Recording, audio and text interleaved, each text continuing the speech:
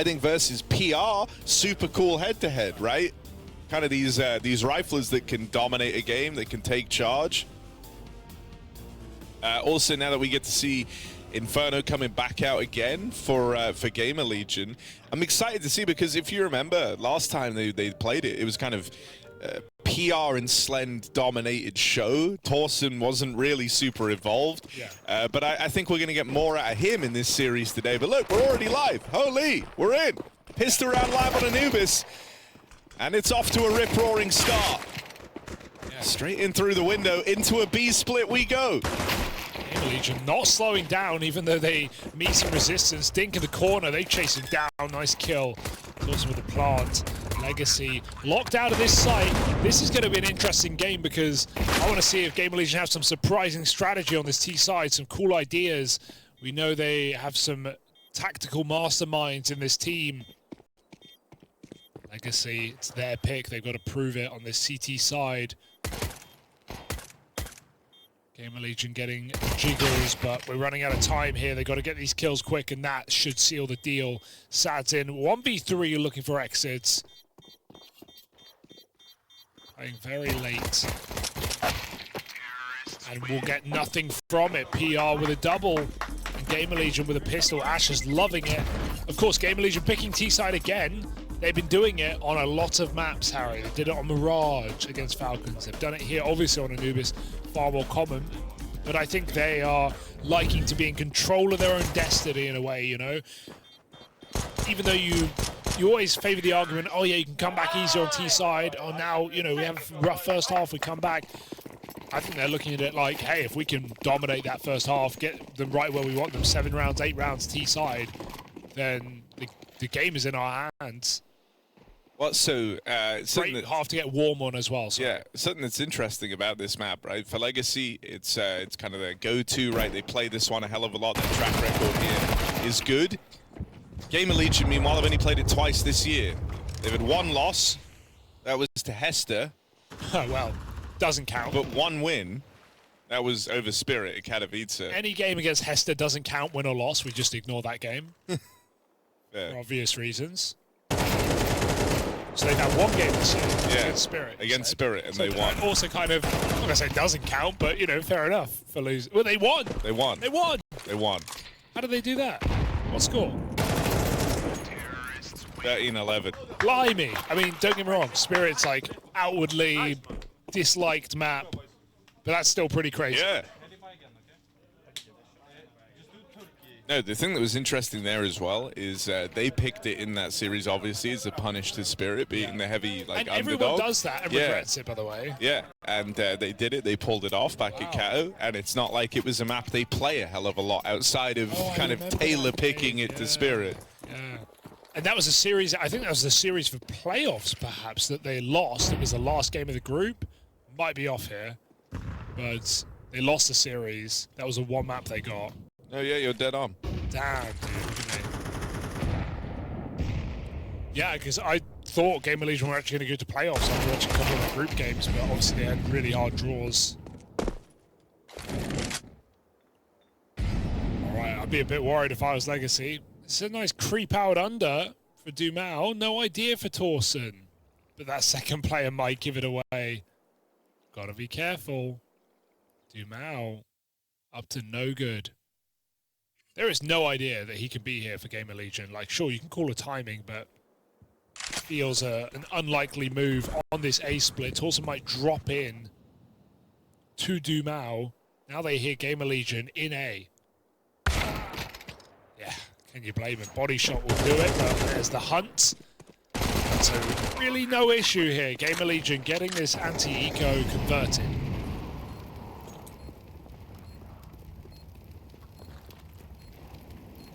And I mean, this is already like a powerful position for GamerLegion to be in, right? Like, pissed around on Anubis carries a lot of weight. I think more so than many other maps, just because for CTs in particular, it's kind of where you could look to get the bulk of your first half rounds. You know, like you win the pistol, you convert 3-0 up, CT half is great, but that's not something Legacy have been able to achieve. And so GamerLegion kind of robbing those rounds away now means Legacy have to earn it in the rifles. This first one becomes very important to Legacy. They don't want to be off on this slow start, 5-0 down, bringing out the guns again. So let's see how they do. You push through that bubble in your throat, Harry. Yeah, you push bro. through really hard. I thought you were going to reset. Nope, not going to happen. Oh, what a double nade. That's some damage right there. Good understanding from GamerLegion of what they're up against.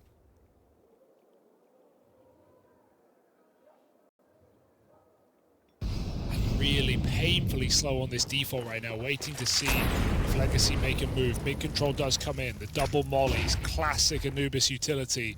And they have a flash to push Rez even further forward. Mid control, GamerLegion's Legacy with eyes off now as they pull back through Temple. 3 players B, 2 A. It will be that A split for GamerLegion.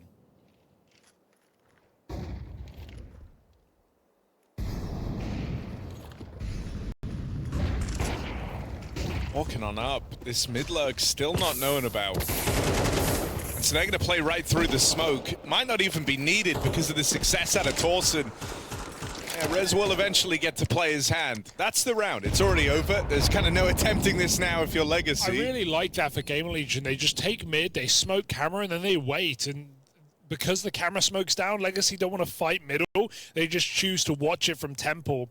As soon as the camera smoke fades, that's the timing to make the A split happen. And Legacy didn't make any moves in that moment. They froze. GamerLegion couldn't piece it together. They've got a 3-2, and they know they can just split A with a 5-on-2 essentially. So that's the kind of mid-round moment where now if we see GamerLegion do something similar, Legacy are going to have to make a move.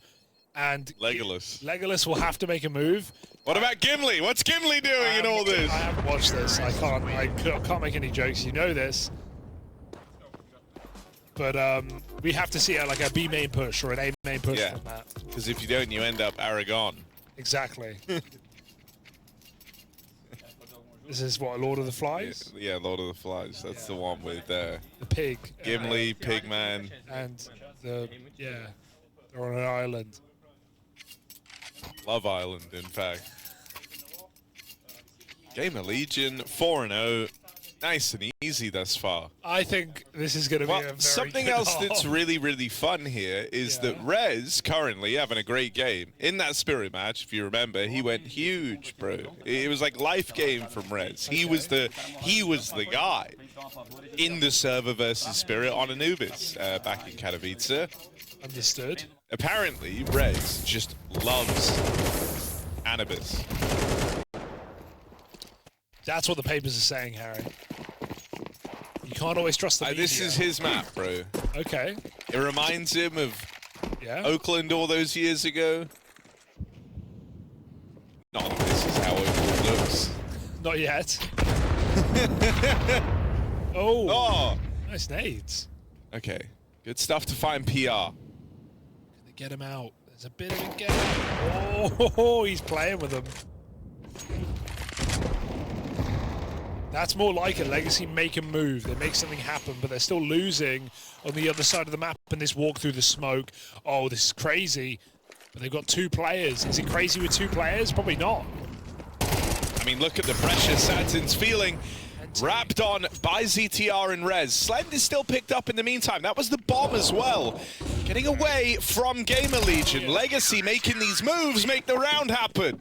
That's more like it. They don't just sit in their bomb site. Obviously, that was more of a split that you're calling on the fly off the back of, hey, they're 3B. They've just made a play. Let's try it. We've got this mid-controller. Let's try and take A. Satin does, I'd say, very well to get one. He also blocks with the Molotov, buying a few more seconds. And Legacy continue to flank. They push E-Box, Con, Dark. What do we call it these days? I think, you know, this round... And the fact that you've kind of wanted more aggression instantly from that first rifle is something Legacy should feel comfortable in bringing to the table, right? Like the one edge they 100% have over GamerLegion here is they just have so many more reps on Anubis. And so they should have a lot of kind of cool ways to try and go about some of this early CT aggression. What with it being such a backbone of the map. Not even early, you know, like just mid-round CT aggression even. Ooh, Rez, sorry, bro. Doomow's got your number. No, he don't! Oh, yeah, I don't know. He was in the smoke. He had to come through. Not afraid of the mid-util are GamerLegion. Rez has been a bit of a nuisance in this position. 4 on 3. Don't need to jump the gun here, GamerLegion. Because I'd say you could argue they did last round, even though they did it together. I'm gonna let it breathe. Oh, Rez. Almost had that kill. 2 players at B. Once you get that info, that could let you just split this A site quickly. They do get the info, but Legacy move immediately. They realize that this info is going to be played with by GamerLegion. Can they stop this attack? Orb smoked out, and that might be your only chance. GamerLegion tactically very sound right now. That's a huge kill, though. That will let them give it a go. I don't know if you do though, right? No, like, it's hard. There's so much ground to make up here. You don't know how deep they are in main. You gave up camera and even all of mids. Now you'd have to recommit there. Legacy still floating around on the exterior, but I think this is just to do damage to GamerLegion. They're going for a last-second attempt at this retake. It's admirable. They can't win. But yeah, there is no winning this. I mean, damage, sure, but like they were looking like they wanted to go for the round. No, but that, you know, that's the equivalent, Hugo. The captain solemnly going down with his ship. You know, it's... Well, it's a GamerLegion, the Titanic in this situation. No, Legacy went down with but they also, 2 of them survived. Like, true. The captain got on the lifeboat. Yeah, he says women and children, no, captain! Kind of a dick move. Kind of, okay, not so much. If you crash the boat... It's not so much Titanic, it's Costa Concordia. Okay, that's a good reference. There you go. Look, here's the take. If you crash the boat, you should drown with the boat. I think that's fair. I think they should drown you back on land. Okay, if you escape, they give you death by drowning, do they? Not firing squad these days. No. Water pillow over the face and you sleep. What, like an actual water pillow? Yeah. It's suffocation, though. You don't drown. It's not an open pillow. It's got water inside. Maybe as they struggle, they burst it. Yeah. And then in an ultimate twist of irony, those final few seconds.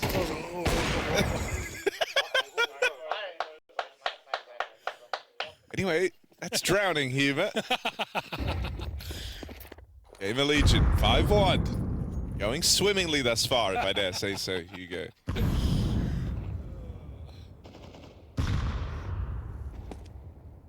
What's the game plan for Legacy going to be? Something's got to give. They feel, I think, at this point, like they're flying a little bit blind in the mid-round.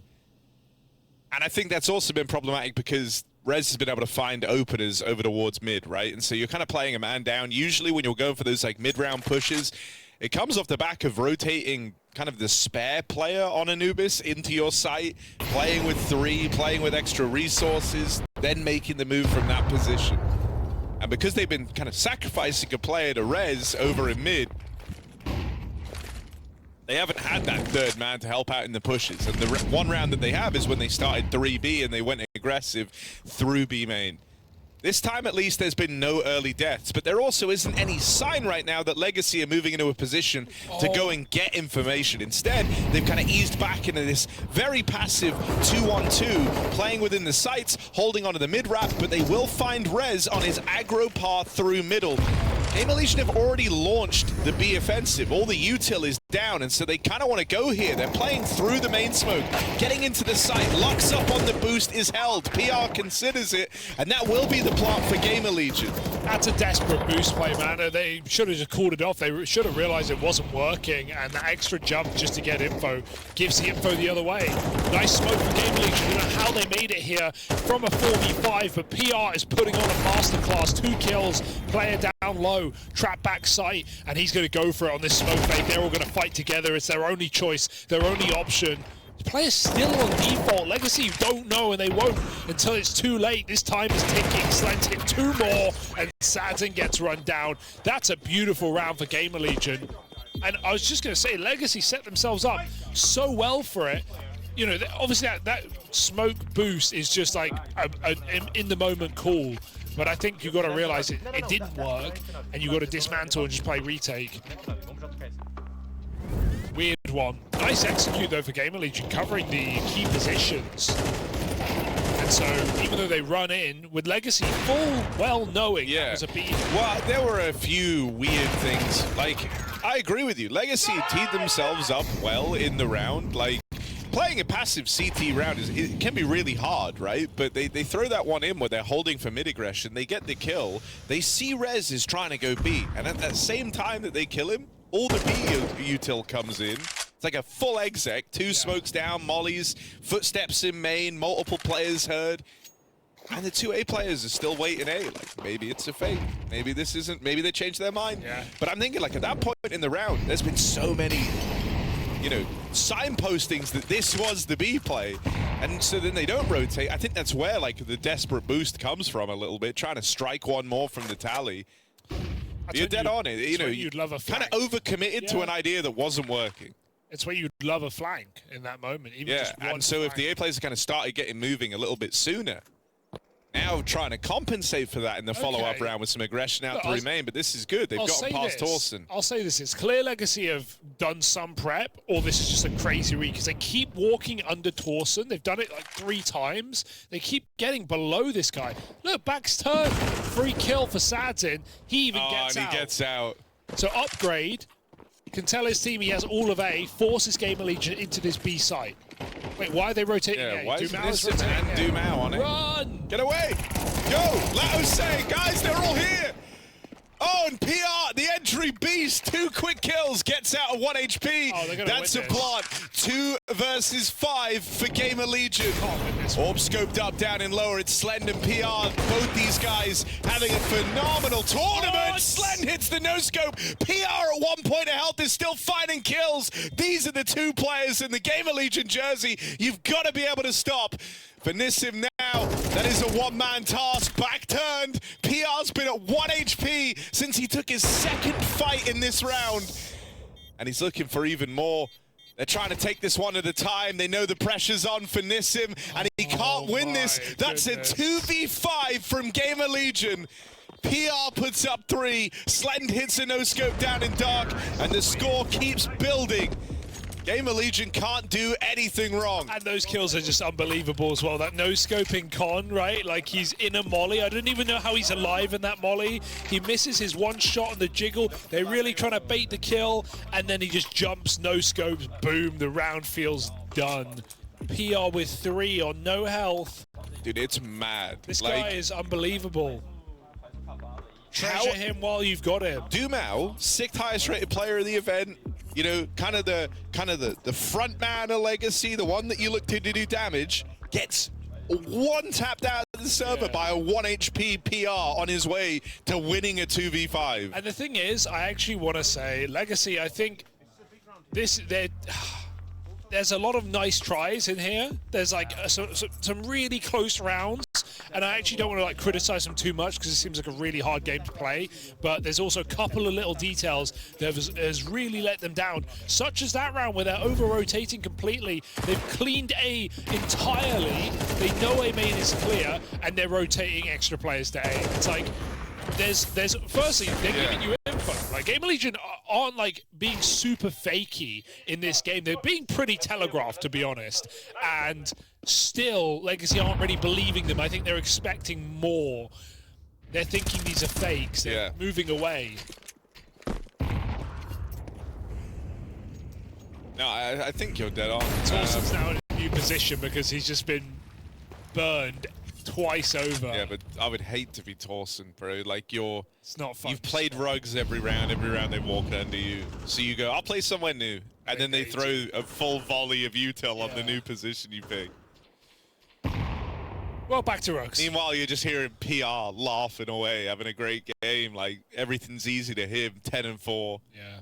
Main character energy. They could just pop B right now, but 2 mid players still. I like this for Legacy. Gonna fight together. Both swinging. This could be good. The timing of the flash. Oh, Slem blinds himself. So they will actually catch a 5v4. That's something for Legacy. Oh, but there's PR doing what he does best. No. By the way, that's another dry fight. PR, the dry fight merchant. You've never seen anyone play CS the way he does. Dude, his lips that was a chafe. Oh, yeah. Mr. Dry, they call him. I've not got more here. Oh, come on. I don't.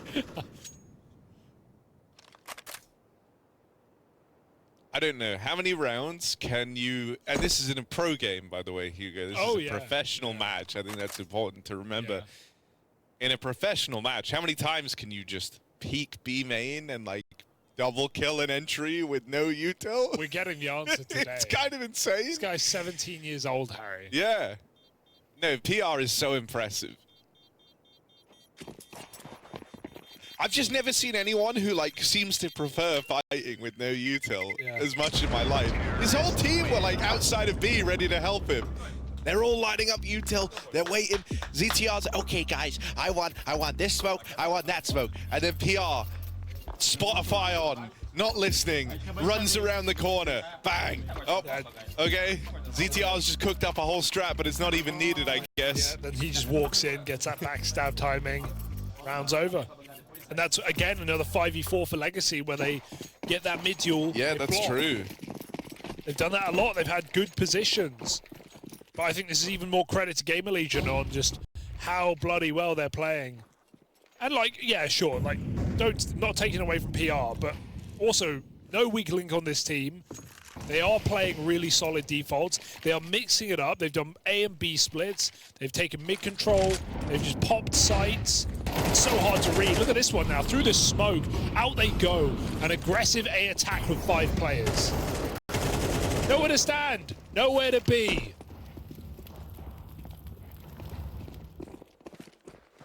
And I mean, already you could make a really good case to save. Round over. Literally, even a kill through the smoke, round over. Doesn't matter. I think if you're ZTR right now, which truly only one of us is, not us, you? Anyone. You or me?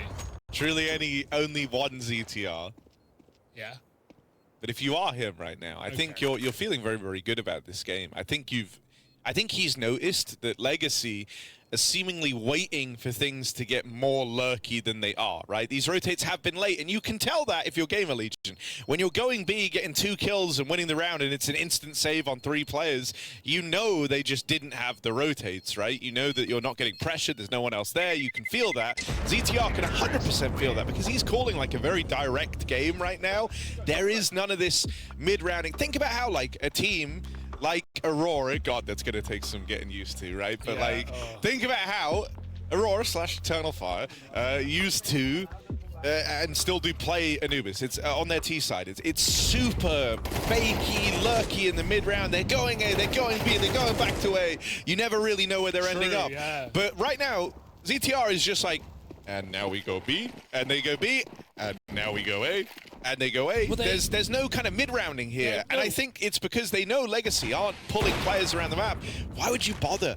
Why not just commit 5 players into the site? If they're going to play a kind of stagnant 2-on-2 in the majority of these rounds, go for it. Because also the thing is, it's like, yes, they are doing that, but they're also playing default at the start, and I think they're calling, okay, we play this default and we end B. They're calling like where they want to end from very early in the round, and they're still covering all of the maps. So you can't just make an A main push where you actually can sneak under Torsen, but for the most part, everything is covered at the start of the round. Legacy, another aggressive play. It does net a kill. It comes at the cost. They get the A entry in the meantime.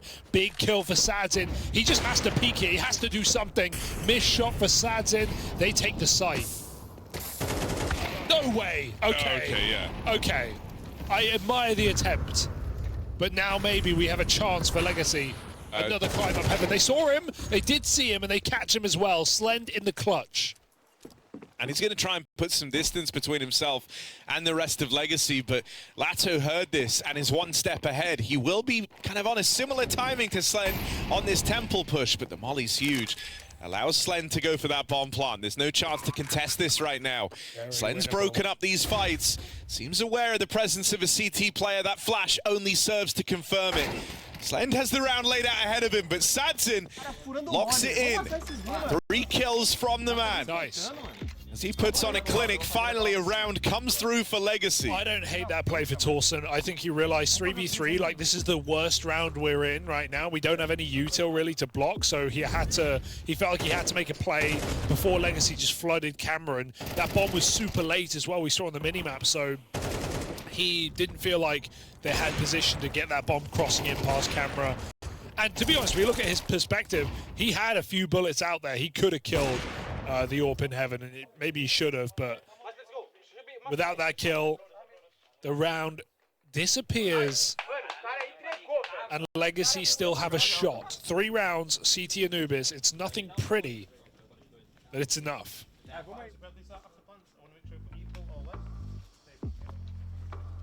I hope we have. I want to see a few gun rounds from GamerLegion CT side Anubis just to see what they're doing.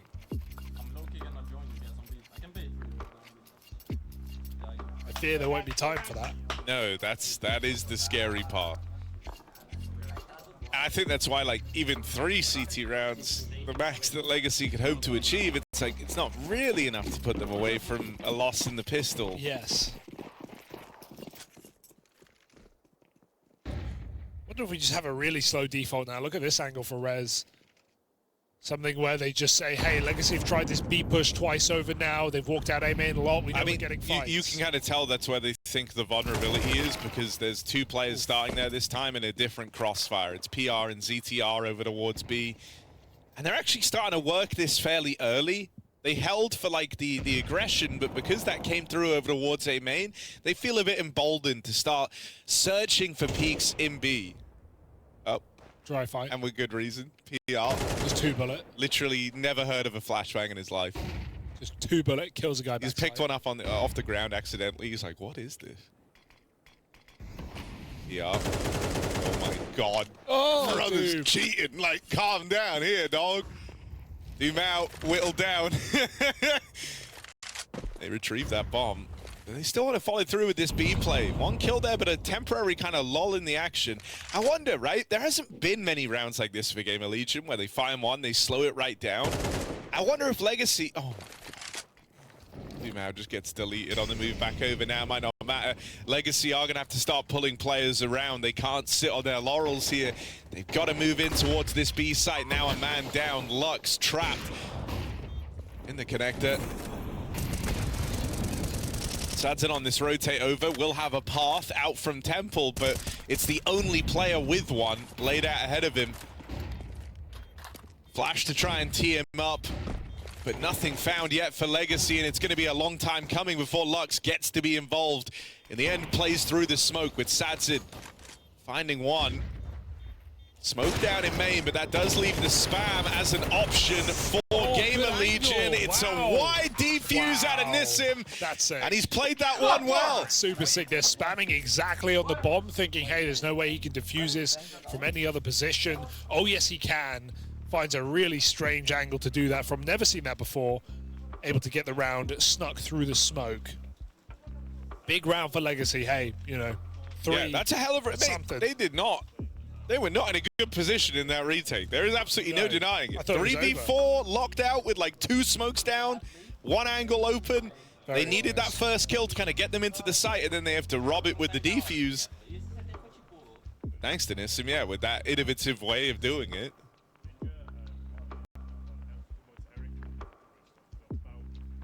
Still, it's 3 rounds. It's not a lot, but weirdly on Anubis, it can be enough. The problem now is that, like, so much weight is on this pistol round. If Legacy do want to come back, they cannot give this one over.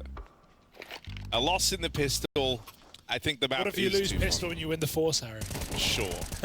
Sure, that is good, actually. That would be good. Quite nice. Oh, yeah. But I don't know if you can call that. No. I don't know if you fully go the pistol and then buy 5 Famises and Kevlar second round on the T side. Oh, dude, I only just realized as well, but like when they were smoke spamming, they killed Lux. And I think that only further made them, you know, they thought he was defusing. Ooh. Okay, Legacy, come on. You got to give us your best pistol round. Whatever you've been saving, whatever you've been banking up, this is where you got to bring it in. It's 3 through dark fast, but triple main take for GamerLegion. They are very ready for this. Slend, double kill. Bit of help from the rest of the gang now. Legacy become trapped, and they up and leave B. They don't want any part of this. The only downside is in the downtime, Torsen took a main. Oh. Here with the dual Berettas, he chews through Legacy. Shows him how it's done. And that must-win pistol round for the Brazilian squad comes up in favor of GamerLegion. Ooh, well, lucky they didn't buy anything, Harry. They can buy 5 kills with Kevlar on their helmet. No, not really. Yeah, that's rough. Triple B main push. They just take the space, chill out. And Torsen, of course, has pushed A main in the meantime, so great position to finish the round. GamerLegion, confident display, as there should be at 9-3 first half. With a full eco, I admire it. Legacy wanting to maximize gun rounds here in what could be a very short game. They tried to punish pick. I will say punish pick, but at the same time, as you mentioned, this is still a map that Legacy like to play. So it's not one that's, you know, they're unfamiliar with. I think what this also does for GamerLegion across the rest of the tournament is any team that maybe looks at the fact that these guys do not have really any officials this year logged on Anubis outside of the Spirit win. Yeah, that's the funniest it's part. Like, we don't play this map other than beating one of the best But as a result, like, what a huge question mark this puts on this map for other teams that might have looked to bring it through against GamerLegion. It's like, in a way, Legacy have taken that gamble for the other squads in attendance at Bucharest, and now you look on and you go, God, they actually are good here. They've dismantled them, no issue, and they have that win over Spirit. Like, are they really good at Anubis? Why don't they play it? That's what other teams are going to be thinking now. It's not a fun map. It's not a very fun map to play, I think. It's a lot of, don't want to call it randomness. Things out of your control. Right now, GamerLegion are controlling them all. They are writing this script. They are producing, they are directing, they are currently in the edit. 11-3, trying to cut this one up. 2 rounds will do it. This gun round is all Legacy have to offer.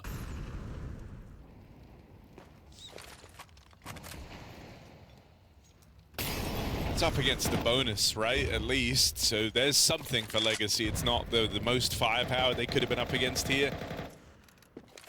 You wouldn't want to play your first rifle, and then that's it, and that is the situation Legacy are in. If they lose this, the game is essentially over. So at least knowing you have a couple of SMGs, some FAMASes to break through in this round, let's see what Legacy can do. They take middle, they took some control over at main. Something that was interesting was they did like a main smoke double molly, but don't actually own main deep. Nissim's taking it very, very slow, so didn't play around that util. Meanwhile, the rest of Legacy kind of tee themselves up over towards the extremities of this B side. They've got a player in main, 2 down in dark.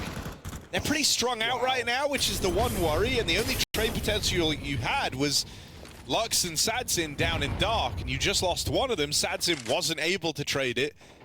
And so that's going to force him to try and link back up with his teammate. But bro, Sadzin, everywhere he goes, his teammates are falling like flies. This bomb never feels comfortable. This bomb in danger of getting dropped. He had to win that fight on a Torsen. Should be good. The mid-split now links up with this A play, and so Legacy get in. They're still in with a chance in this round. Might be a man down, but they found the gap. They're playing towards heaven, which, you know, while is confident and it's a hard choke point to get through, it could offer up kills for the GamerLegion to attempt this round. They fall out, probably for the best. Don't want to give GamerLegion road to run in this round. They're going to have to earn it. Moving in through camera side together. Sadzin gets a double. Still on the chopping block, but res headshot. And that will be PR saving, reasonable. given the circumstances. Legacy do find a fourth, live to fight another round, and PR wants to take the guns out on the way. Great position to do so. And so this might be a very expensive round win for Legacy. Don't need to leave main. Good call to stay in this position. 11-4. Gonna have to be a pretty epic comeback. I mean, that is a huge round for Sadzin, right? Like, he was kind of the guy under the microscope in that round. Loses Lux in Dark, has to rotate away. Nissim dies in A main as well, and Sadzin doesn't just then get the key opener onto Torsen, critically avoids dropping the bomb, but he opens up that red carpet into the A site, takes it one step further with that double kill after planting the bomb. That round was all Sadzin.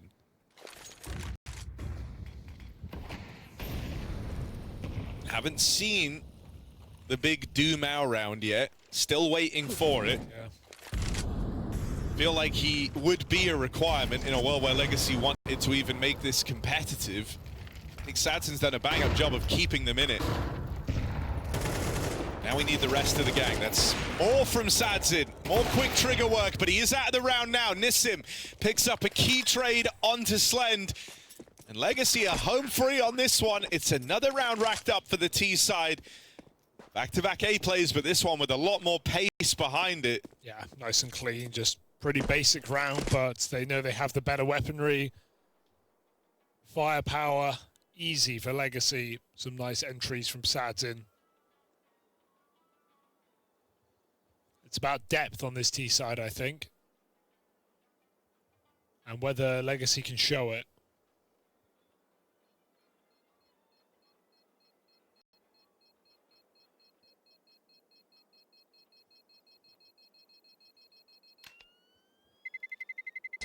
Terrorists win.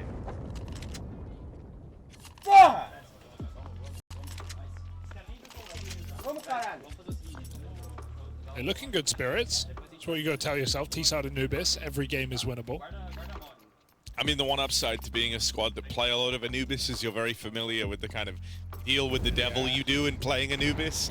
You will have to win the game in the second half, you know? And that sounds dumb, like you win every game in the second half. But I mean, you know, you're always going to be starting CT side, you're always going to be on the back foot, you're always going to be playing from behind. Yeah. And so, you know, Legacy know the score here, and they know that this game is still winnable. There's 6 rounds between these squads, but within that is only, you know, 3 or 4 full buys for GamerLegion. You kind of brain hack it, you think that's not many rounds. No. You can win 3 rounds. Yeah, just don't get ecoed. Easy, right?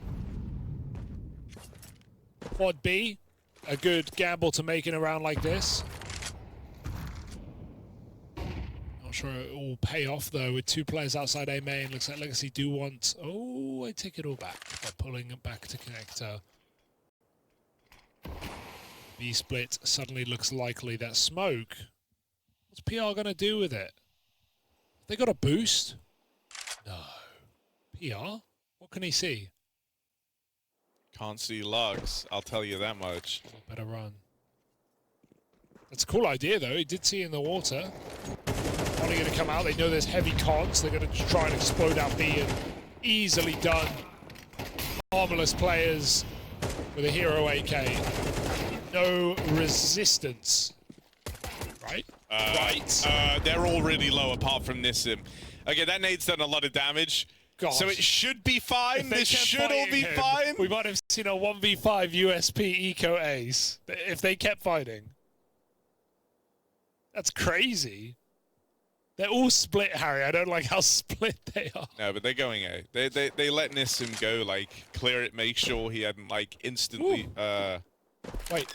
Sadzin. He's got it. My God. Yeah, he got blocked. Dude, he was Wait. Oh. What? What happened? And Legacy won the round. He crashed, but he planted. Yeah, you could see he was playing off of a teammate's monitor. It was like the old school, like, the one where you just lose vision and everything goes all horrible and laggy. Like, What? Yeah, so they nearly lost that round. They nearly lost that, but thankfully, he was able to look over. Oh my god! Although, props to Legacy. They did what FURIA couldn't. They killed him in time, right? They hunted Rez, they got the kill with a second remaining. That's the only reason they won the round, because he died during the plant. No, I thought he did. They planted the bomb. He got it down. He planted the bomb. My God, bro! But they killed Rez. That's how they But dude, with tech issues, with like everything going wrong, still get the bomb plant, playing off your teammate's monitor while everything's burning. That's like I've never seen anything like that. Meanwhile, yesterday FURIA 0 tech issues during their thing, bro. Just knocked their hand off. Just decided actually. Just headset collateral damage into the E key. Bro, I mean. Oh my god. I'm scared. No, the moment I saw him running into the half. I saw him look at his monitor, but I thought that's why he got blocked. I didn't think that was. He was crashed. God. Dude, I mean, yeah. They got the kill. You could see the horrified faces of his teammates in the background thinking, oh my god, no. Lato ran into B and killed Rez before they won off of elimination anyway. Okay. So they got the kill regardless, and they realized like, yo, we're gonna lose this round, kill Rez, and Lato ran in and killed him. So ultimately it was fine, but woo! I don't even think that's like, if I'm Rez, that's not at all how I want to win the 1v5 with the USP. Oh, I'll take it. I'll take it.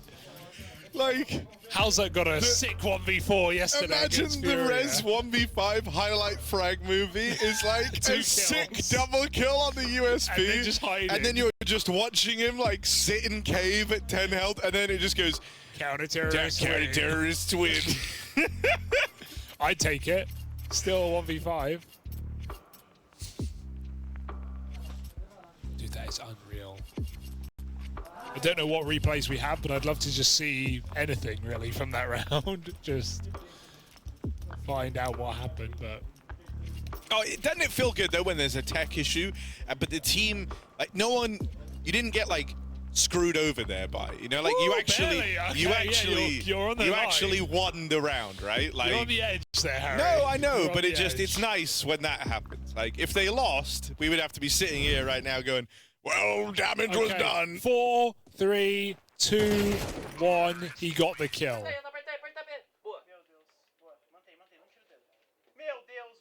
Wait. They're just confused, I think, but they got it. They got it. Dude, I don't know. Would he have had the plant? He started at 4 seconds. Yeah, but... I mean, he got the bomb down before he crashed. Yeah. Well, I think it was going to be close. I don't know if he... Or did he leave?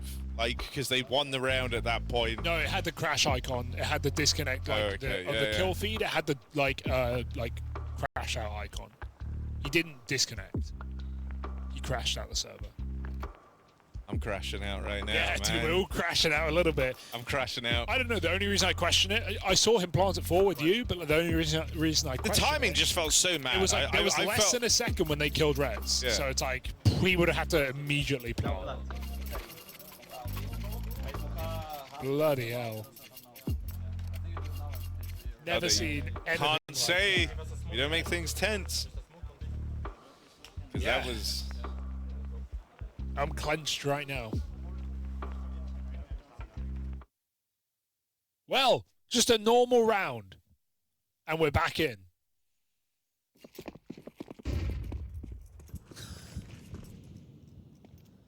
I mean, Legacy are playing against Counter-Strike itself and GamerLegion. Everything's against them. And they're still doing it. So at this point, in a way, I'm kind of rooting for them.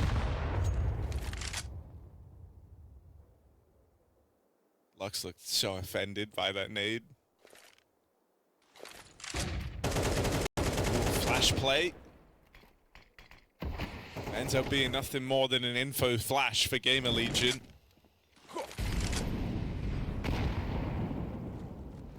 They're still, I mean, you're so resource heavy over towards A. You kind of need to make a move on this side of the map. A lot of other teams have taken it, given up middle, playing 2 in towards A to watch for mid and A main, but 3 players here. You really need that bomb to come to you. And wouldn't you know it, that bomb is coming to them. Legacy might play right into the hands of GamerLegion, and that could be a disaster. This comeback was coming through for Legacy, and as they try to carve their way in, and they're ready for the third man, the third player, and Torsten tears the round away. 2v2 now, what might have been a certainty for Legacy if they dealt with him cleanly, suddenly hangs in the balance. CTR from the heavens, last man spotted, round robbed away. As Torsten sits in wait, it felt like it dawned on them. As they're moving in, they realize Torsten is usually the A guy, the guy that sits around here waiting for us. And then they see him in the corner of their eye playing through the smoke, and they know they've messed up. Dude, sick play for Torsten. Don't know how he goes, looked over there, but they get a kill on the mid-site player. They think it's all fine, it's all okay. Torsten double, and not an easy double either, even in the chaos. And CTR just plays his timing perfect. 2 backs turned. GamerLegion find 12 rounds. This is it, folks. The comeback for Legacy, almost thwarted by a tech, but in fact thwarted by GamerLegion. This might be the earned win they were grafting for. PR pushes B main, gets a kill and leaves. No response, no trade for Legacy. Sat in against the other AWP. Nice shot.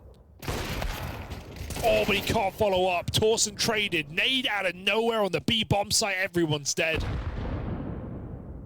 Suddenly it's just PR. Did I say just? But the bomb is in spawn. Okay, thank God Lux locks that in. Woo. Like, where that gets weird is if Lux dies, there's no plant, and then PR goes, why haven't they planted? Pushes out B main and then has the bomb. Seen that? Yeah. Seen that before. That could have got weird, but thankfully you don't have to entertain it. Some nice entries on A.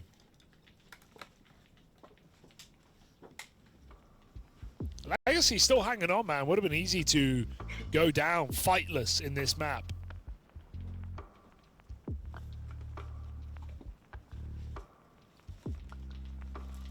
Yeah, I mean, both teams though are just in like very different positions, right? There's no doubt the Legacy are playing very well on this T side. You see the reps far better. It's just the better half on Anubis, and so Legacy know this is doable, and I think they are all believing in this comeback.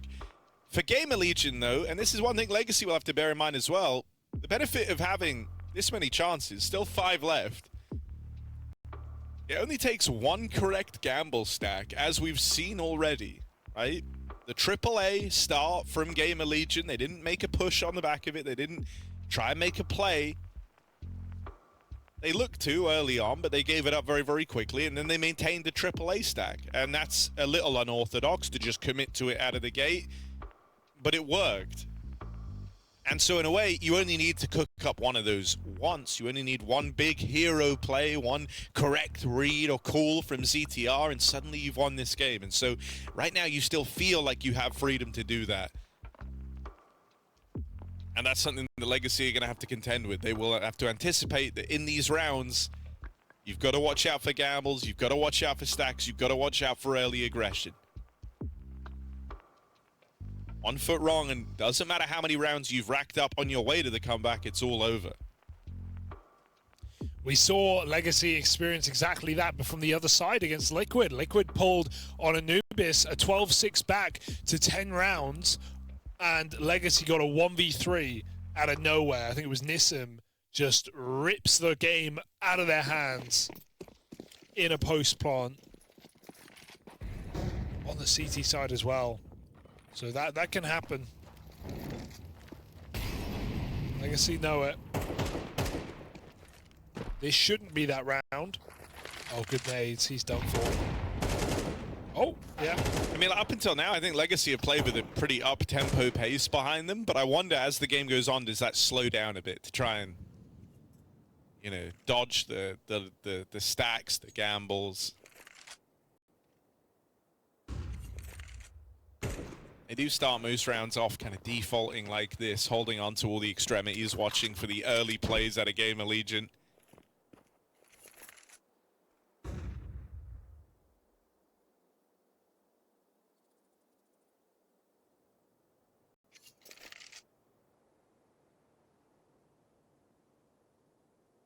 And I think they just recommit B now. You heard a lot of players here. You heard them flash take B main, and now they're gone. And you're kind of expecting them to be trying to mind game you. I think if anything, Legacy were almost in that first half trying to be too smart with it. But here, their T-side reads of the situations have been really good. Yeah. They were aware that GamerLegion, it's in their best interest to quickly dismantle that stack as soon as it's known about. And so by kind of recommitting into where the stack started, they stay away from it. One kill on the exit at least gets you out with an AK here if you're GamerLegion.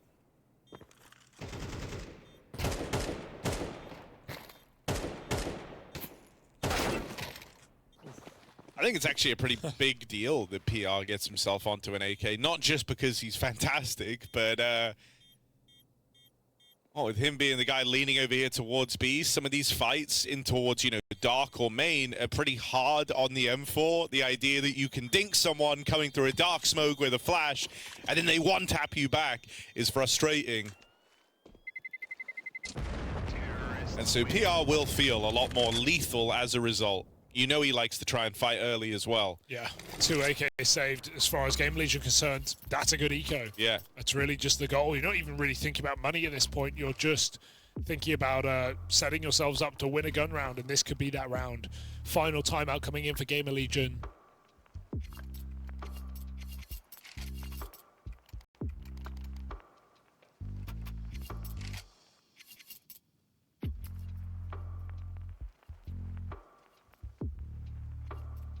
Are Legacy going to keep it basic? And I don't mean that in a bad way. I just mean that they're picking a site and they're execing. Not doing any mid-control, really. Not faking. Similar to GamerLegion. We played a little more defaulty into an exec. We've just seen Legacy storm A with, you know, double molly, double smoke flash. And that round, as you say, they see the B push go back and then they recommit B.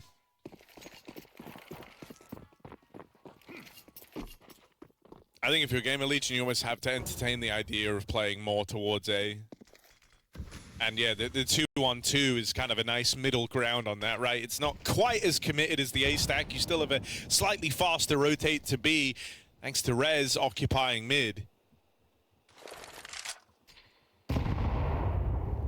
Anything you're vulnerable to is like a fast pop here, because both sides only have 2 players in early as a result. You need the fight to last long, and it won't. PR found straight away.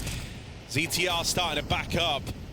A man down now for GamerLegion as they're locked out of this B site. And you don't want to write this round off so quickly, right? Like, especially not when you're right here. The problem you're going to have is that Legacy play that so early and so dry. They have a lot of util. You can't justify giving this a look in. And so GamerLegion head for the hills. They're trying to save on 4 players. Let me tell you why that round and that exec is so cool. They do the lurk smoke B early in the round. They do obviously the con smoke to get con control. And as the lurk smoke is about to fade, they throw mollies on the left and right side towards jail, towards pillar. And you'd think, okay, if there's a CT playing close, what are they going to do if the molly hits them? They're going to push into the smoke. As that second molly lands, the lurk smoke fades. They time it so well that if anyone was playing close, they'd either be in the molly or right in the open in front of like 3 players B main. There's simply nowhere to go if GamerLegion are close main. And so you clear out the most annoying crossfire on that B bomb site, and then you just execute. You have players streaming out con, you flood, you kill anyone on B. There's only one guy. So that's a really cool idea from Legacy. You see the reps paying off right now. That's a nice set play to win the round, essentially. Ash rather looking stressed is what I was trying to say. Crack of the neck, as Legacy are absolutely in this game now. 9-3 half, doesn't matter anymore. You've got an entry in a key gun round.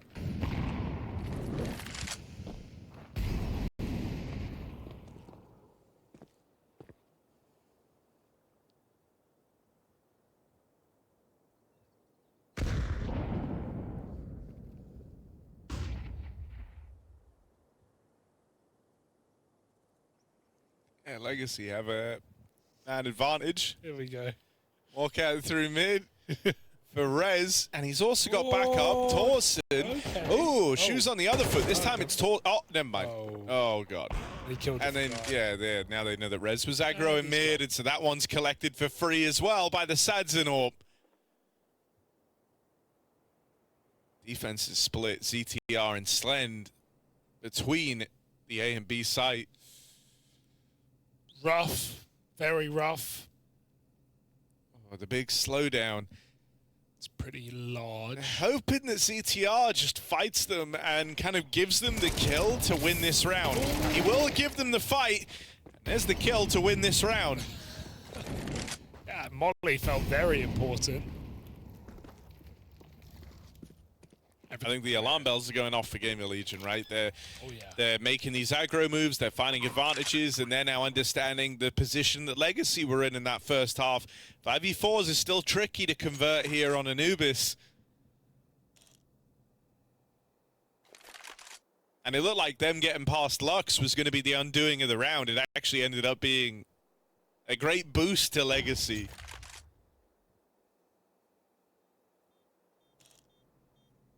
Ended up going 1 for 2 after that pick through mid. Nissim, the only man to die in the round, but his death was more than worth it. If Slend saves, you can look forward to a full buy in the next round, and it will have all the bells and whistles. I was going to say, I'm running that molly every time. There's no way I'm not running that CT molly. T-molly, different story. CT molly, free. They just go through and they Tech-9 his AWP out. Annoying. Very annoying. And I think you still kind of have to buy here. There's no AWP. See if someone can fund it for Yeah, them. someone could. It's just, you know, then... Yeah, well, I'll have to see how they decide to divvy up the money. Because I think there was someone with like 5.4 thereabouts. Yeah, so we do still get the AWP for Slend.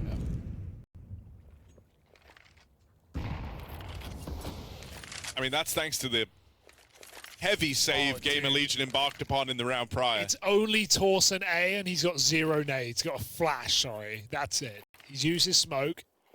They look like they want to go through. He has no support. Slend might get camera smoked here as well. That's a flash to push him back in main. Torsen gets stuck behind the pillar. He has no smoke to put it out this time.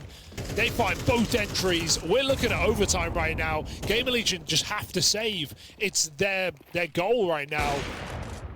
They've got to give it up. You can't win this. Legacy, a very impressive T-side today.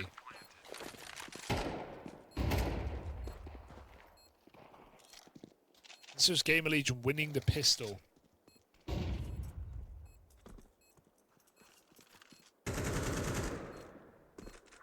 They converted as well. And I think the thing that's frustrating right now if you're GamerLegion, in that round they kind of tried, you know, this 1-1-3 between A mid and the B site, I think with the goal of going aggressive in B in the mid round. Problem is, Legacy are playing so fast, there isn't really a mid-round in this game right now. Sometimes it slows down a bit in response to, like, GamerLegion aggression.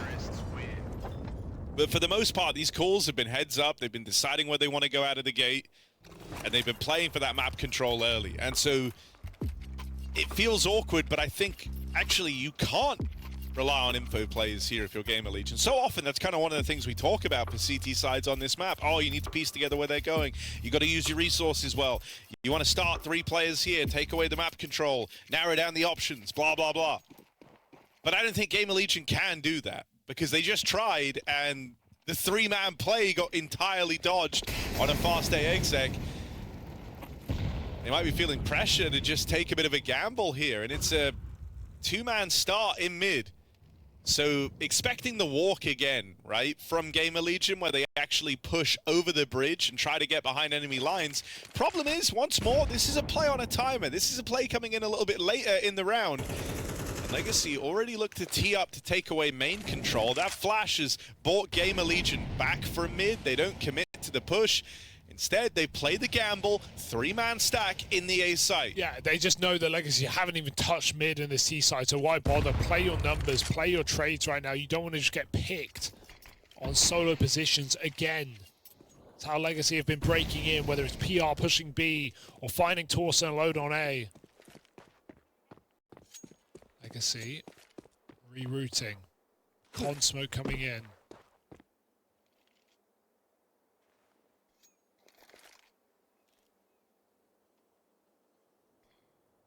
They shift B main. Are they going to fake A first? We've got 2 players still in the water, throwing a lot of utility, keeping this stack in position. It's them trying to molly them back. At what point will the penny drop? GamerLegion playing unorthodox CT positions. They're going to get smoked out. We might be looking at a retake here in the final round of Reg. Yeah, GamerLegion are teed up to play retake. They have been since the round started. Ollie to try and slow down, deny that bomb plant. They need the smoke open, hoping to catch the bomb crossing. Second molly goes in. Nade. Plant going down, and the molly missed its mark. Yes, so that plant will come through. Still, man up for GamerLegion. Legacy embarked on one hell of a comeback to get within 1 round of extra time, but it might all fall apart. It might all come undone. Luck's knocked out, and Legacy so close, but not meant to be. GamerLegion will be the ones picking up the dub on Anubis. Little ZTR callback to the FURIA fail on the defuse, but he won't fall this time around. GamerLegion get it done. I think he's so good. The thing that makes his more impressive is that, like, Torsen does get more help in taking Banana, which is fair. Like, Banana is a hard position to take. There's a lot of util fighting. PR in the apartments, though, is great because so often the rounds will start 4-1, PR alone in abs. He'll get a kill, he'll keep the back door open, he'll keep the porch light on for the play to end back at A. Oh, kind of. And yeah, I think Legacy are going to have their work cut out for them here. But as you said, they also have their reps in on this map. They're going to have a lot of ideas. I'm expecting another fairly close game here. Sure. Although, GamerLegion want to bring a rambunctious pace into the B stack. 4 players on the CT side. Reed coming out for Legacy, looking good. They've still got to connect their shots. Nissim and Sadzin will, but they also fall straight after the fact. It's only 1 player in this site now. Good spam, but one more bullet would have done it. It would have removed that bomb plant during the animation. Now, GamerLegion more than favored. A 3v2 where they don't need to overplay. Smoke comes in. Don't know if there's a kit down, but they're on the clock.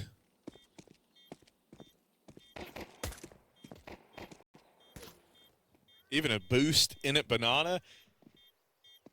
PR just allowed to play tucked as a result, right? ZTR kind of has his walk up. But PR, of course, you know, these are dry fights in the pistol round. He's going to take them every day of the week. And he starts strong. 3 kills from PR in the pistol. PR stands for pistol round. Nice. That's a good one. Yeah, I think Legacy dawning on them immediately how hard this game is going to be. 4 players on the B site. They trade out 2 for 2, and then they get run over. Really, real shame that that bullet doesn't connect onto Slend. Felt like they spammed the planter off. They used to be so much easier in CSGO, but the coffin is so much, or the coffin position, no longer a coffin, is so much wider now in CS2. It's actually really hard to get a player off that plant. I'd say that, you know, this is a map that obviously went through changes coming into CS2, and I actually think went through good changes. Some of the smaller details, some of the positions that got you know, shambled around a little bit, actually, I feel like have made a big difference.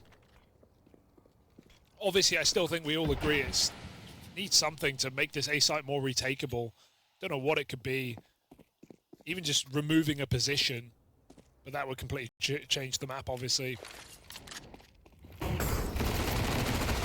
Have this fast Banana again, and he saw at least 1, if not both. Do they realize when they've got 2, they just keep spraying, find all the kills? GamerLegion easily done. The bomb is here though. He doesn't want to commit alone. He'll actually even leave a rifle up there as he just runs back to group up with his team. But Legacy haven't shifted. Doesn't seem to matter. Yeah, problem is as well, I have so much faith in PR on this side of the map that seeing them go and link up with him, it feels so safe. He might die here. I don't know if you're ready for this still hanging around up on the... No, never mind. PR is, of course. He's just the GOAT of apartments. He's probably one of my favorite apartments players to watch right now. It's insane. Like, we're gassing he looks so comfortable. I mean, how can you not? He looks so comfortable in the abs, bro. It's terrifying. Because someone else I actually like watching lurk on this A side of the map is Exercise from 3D Max. I often like the things he does over there. But I think PR's dethroned him as my current #1 sleeper pick.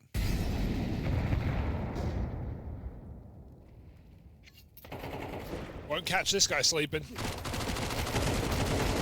Torsen making that money. ZTR says not allowed, and he team kills him. But all is fine. I wonder, you know, in this tournament, I'm trying to pay close attention to banana control to see how CTs are trying to deal with this enlarged banana. It's pretty big now. The molly obviously was already trash. Now it's really trash. Doesn't spread to both sides at all. I doubt there's even a lineup available to do that. And we're actually seeing a kind of no CT teams fight for banana control, really, so far. Falcons being a rare exception, but they also got 13-2. So I can't really report much on that. Yeah, I don't know if anyone's going to be scrubbing the Falcons demos from this event and pulling anything out. Like, damn, sick 1 round on that T side. Yeah, not much to report. A lot of teams doing this. Sitting in banana, often with the AWP, GamerLegion like to do it. Break the smoke. PR, out boiler, out A. Oh, I was going to say he was about to win the round, but Nissim holds him down. Very important kill. Sadzin stops the mid-split, but him going back still opens up the path up short. GamerLegion take it. A shot presumably through the smoke, but it didn't look like it. Slend finding the player. That was Slend who got that kill from short. Oh, okay, my bad. Res dead. Slend is in the site. Fake plant. Lato doing a lot of work alongside the AWP, keeping this round intact. And they're holding this position as well. Not going to happen. Felt like GamerLegion jumped the gun because PR called, hey, I got the entry, second guy's low, let's go for it. But don't know if they needed to. Either way, some nice AWP shots. Keep that round at bay.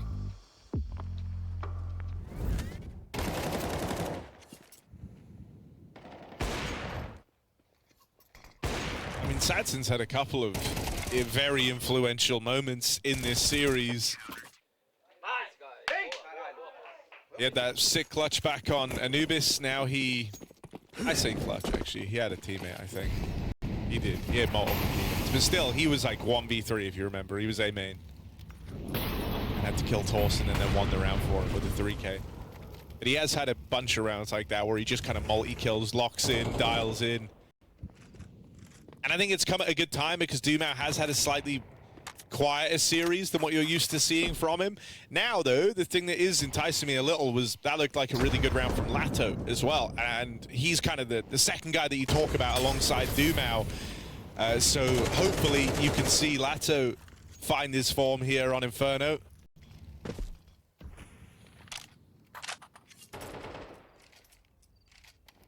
Makes his current B-hold a pretty scary prospect. That is where Dumao and Lato currently lie. Lux even joining them for the triple B, and that's right as GamerLegion actually leave this side of the map. I think they've lent triple B because they killed PR in apartments, right? And as we talked about, it's really not uncommon to see GamerLegion go 4-1 and leave PR on this side of the map entirely alone. So once they got that kill, they immediately prepped for a reaction on the other side of the map. And the kind of mental timing here for Legacy is really good. They know that if there was going to be a reaction, if it was that 4-1 start and they haven't gone B, they're only just getting back to the A side now. And so they will bring Lux around in time. Sadzin on that AWP continues to be a terror. Shuts down the short play. And now he's got support from his rifles. GamerLegion just give this one up. It's a reasonable save. You get 3 guns out of there with a bit of utility sprinkled in. So I think they realized that when that block comes in apartments at 30 seconds, they wanted to abs pop. They already probably knew they couldn't win the round, and getting mollied and then getting AWP'd, well, that's just a signal to save. And a good call to do so. Sadzin right now trying to save this game for Legacy, doing a great job. Won both these A rounds, almost on his own. Bit of support from Lato. You'll love to see it. Can Nissim be the kryptonite of PR in the apartments? That's also now back-to-back rounds that Nissim has found him.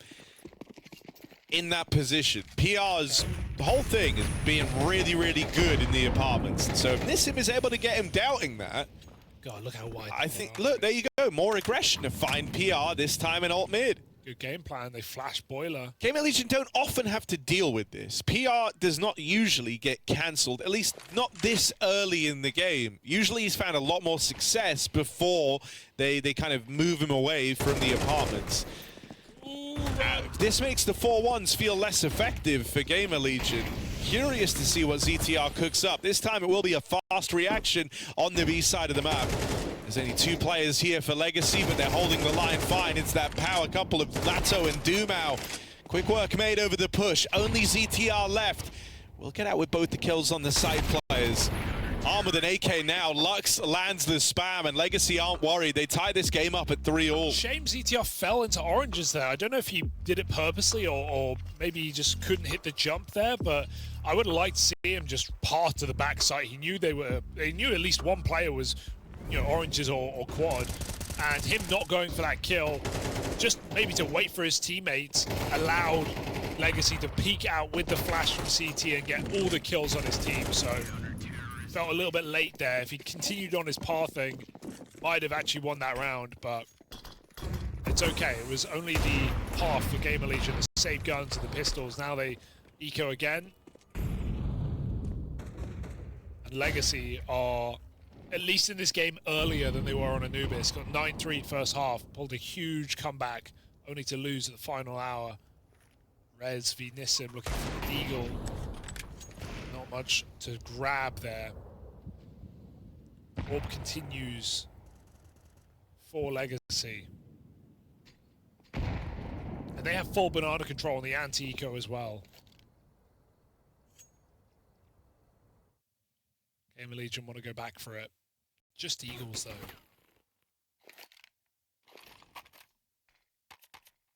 And again.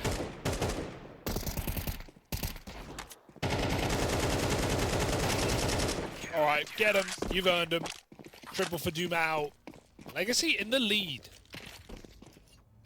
Yeah, this has been a very good look so far from the Legacy CT side on Inferno. Very much standing up to the eye test. All the kind of usual win conditions for GamerLegion haven't gotten off to a flying start. PR was. He was 7-0, I think. But last 4 rounds in a row have not been kind to the guy. Moments he started dying, Legacy started racking up rounds. Torsen, likewise, over a banana, has not been able to find his impact yet. Money now starting to run out for GamerLegion. As see him having to take an eco in that last. Coming through with the guns again. They are in that vulnerable position as Legacy is springboarding these rounds into the lead. They're making bank. It's like 6 to 8K per player, which is a really good spot to be in. There's like 4 to 8K per player.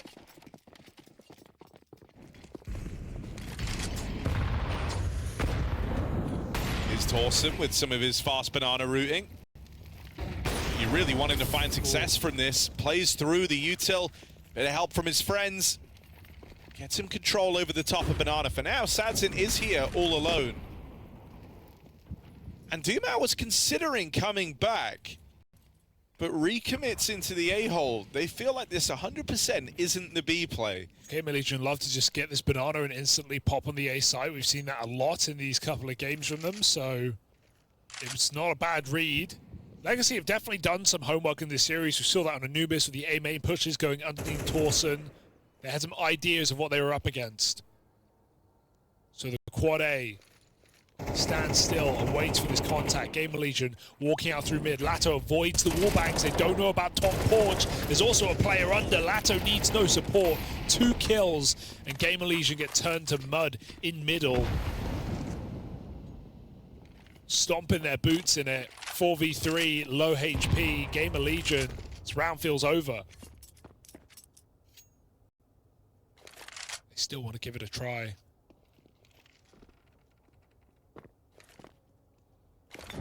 Oh, this is sad. They've seen like a heavy top mid setup, so PR feels like he has to molly porch, but if he'd saved that molly for pit, it would have been so valuable. He's not to know that, though. They've got one more. Oh, they do. They picked it up. Slen's been able to grab one. Okay. Contact. But it's contact on the walk up. 10 seconds here in a double pit setup. That should be the undoing of GamerLegion. No breaking through that. Unlucky. 3 players on short side, right? Like, they know they can't long wrap at 20 seconds, so double pit sight and trading off contact. So even though GamerLegion are the one sneaking in, they just have their back turned on that first player and it all comes unraveling.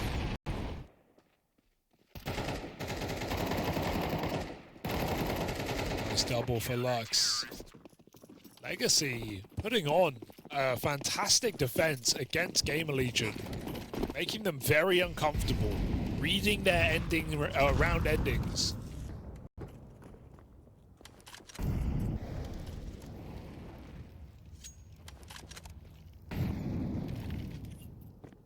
It's a new way to fast boost apps since that wall got made a little bit taller.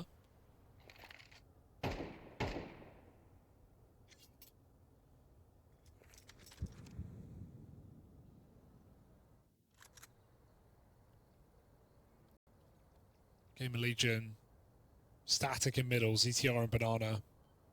Again, the 4-1. Legacy, a lot of reliance on Dumao, who has no nades right now. Maybe some left to B, but at a certain point might just call for help just in case he gets popped. The whole map is quiet. Legacy are about to find out. Yeah, Lato has just left, linking back up with his B teammate, dear. and the timing couldn't be worse. Because it's right as GamerLegion explode out through top mid. That is a galvanizing round for GamerLegion. This game was very, very quickly getting away from them. Breaking through in a Tech-9 buy like that is a big deal for this GamerLegion T-side offensive. Just makes all the difference. 5 alive round as well, so making a nice bit of change for yourself here. And finally breaking through the Legacy defense. They felt invulnerable the last few rounds. Trying to find that AWP in the smoke. They don't know where it's gotten to. Killed it on the Moto side, but they just abandoned trying to find it. You have Tech-9s. I think you're absolutely worth looking for that gun. Yeah, there Awesome, they go. pinged it. Nice work. So that's, I mean, it doesn't get better than that. 5 alive, getting 3 guns out of 5 pistol round. Making so much money on that eco. Careful, he hit that for nothing, for 7 damage. And yeah, it's the fear of the silence for Legacy. They have 4A, but they also, their banana smoke's fading. Dumao has no more nades, so Lato has to rotate over. And in that timing, they pop, Moto smoke, good flashes, chasing down short player. AWP was never going to win the round, even if Saturn hits one, he's already dead. Now 3B. Aggression, maybe?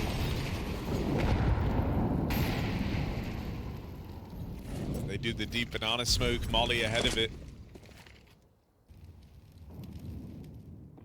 Gonna have another clash in the apartment. Slen attempts the run and swing on the AWP. Ends up fed to Sadzin. They know that Nissim's usually the guy over towards the apartments. And so can expect a bit of a, you know, pit setup here after spying the AWP there. Now they've heard the M4. That's actually a lot of info, but might not help GamerLegion. They know that both players are lurking around the pit. Gonna go looking as Torsen. First kill connects. Not past him was Sadzin on the AWP. Can PR locate that AWP? In with the backstab now. No idea. Back turns to the AWP, missed shot from Sadzin. PR tries to put some distance between himself and Lato. He knows he's got one fight up close, but he just up and leaves. PR running this one home. Bomb on his back in the 1v3 clutch. This guy has been very impressive for GamerLegion across the tournament. Let's see what he can do in the 1v3. Scarily winnable, but he needs to pick a good position, get spammed through the smoke while he changes angles. He can't make up his mind. Indecisiveness might let him down. He just tucks in the pool. Feel like he's going to get spammed here. Definitely cleared. 1v3 for PR on 40 health. He holds on the smoke push, and Lato stops him in his tracks. A nice try, a good escape that gives him a bomb plant. But winning that round without a decisive position taken, not to be. Would like to go Ruins there. Gives him so many more options.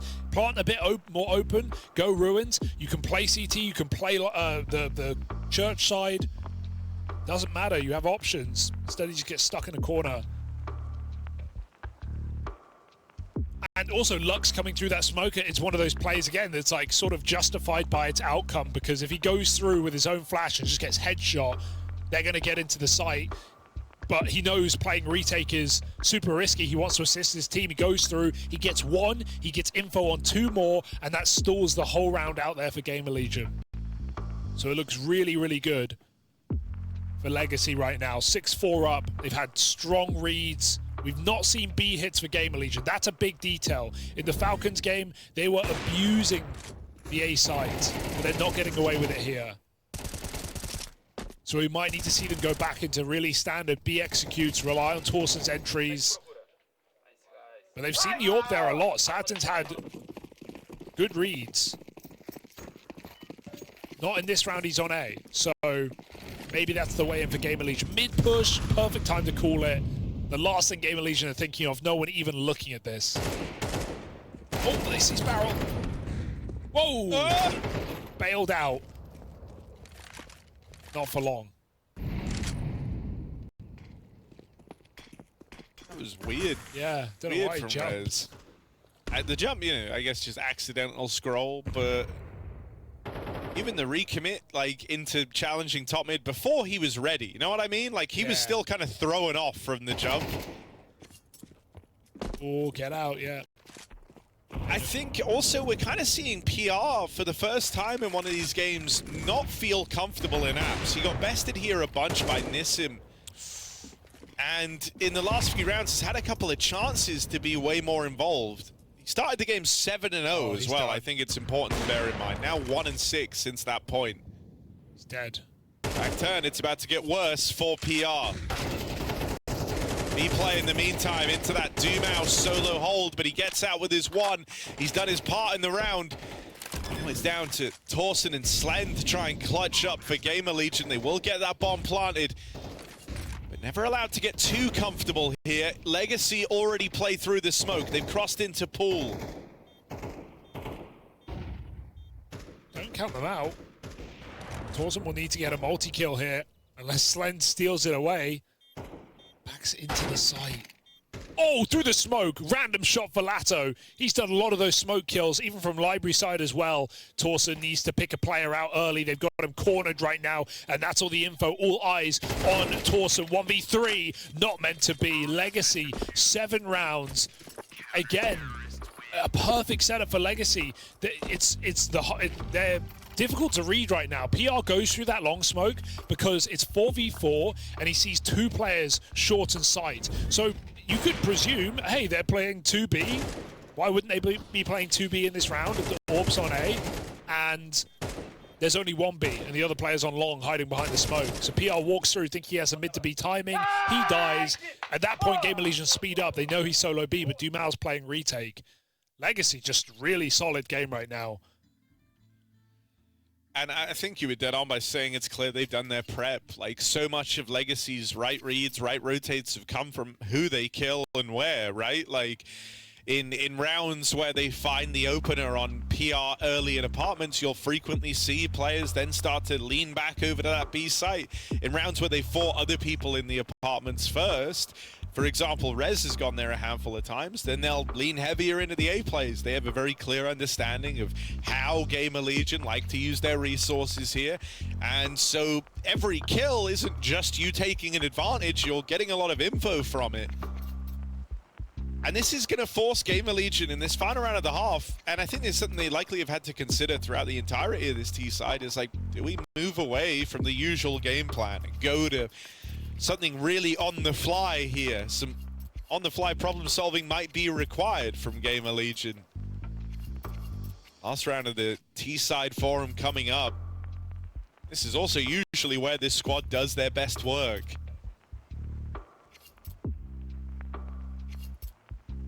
Best they can hope for now is 7-5.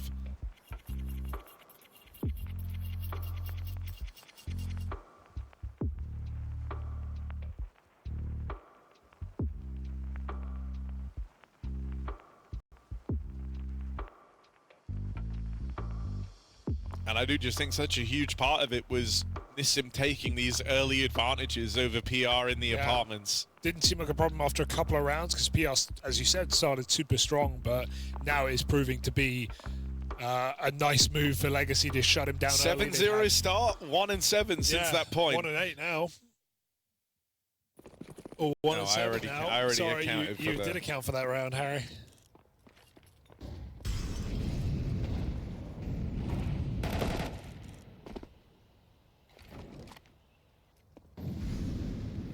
What can they do towards the end of the half? Legacy have seemed like a brick wall, and GamerLegion have not possessed the tools. And GamerLegion have been stubborn, right? Like they're not moving away from the 4-1 starts.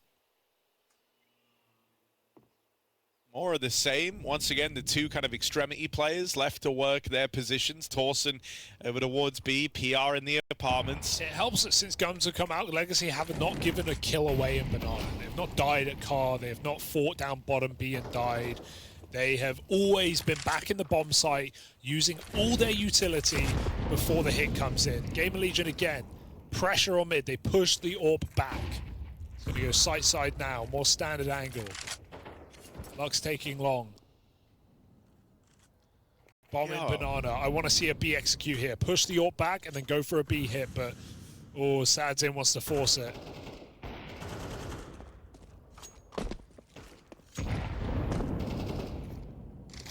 Slend feels like that's his first pick. All T side with the AWP. Not had many, but that's one of high impact. And okay, follow up. You just have to go now. Double entry. PR swings a little bit early there. His team aren't ready for him. There's a chance for Nissim to multi-kill, but he thought he finished his meal. He couldn't. And that should be GamerLegion finding a fifth right at the end.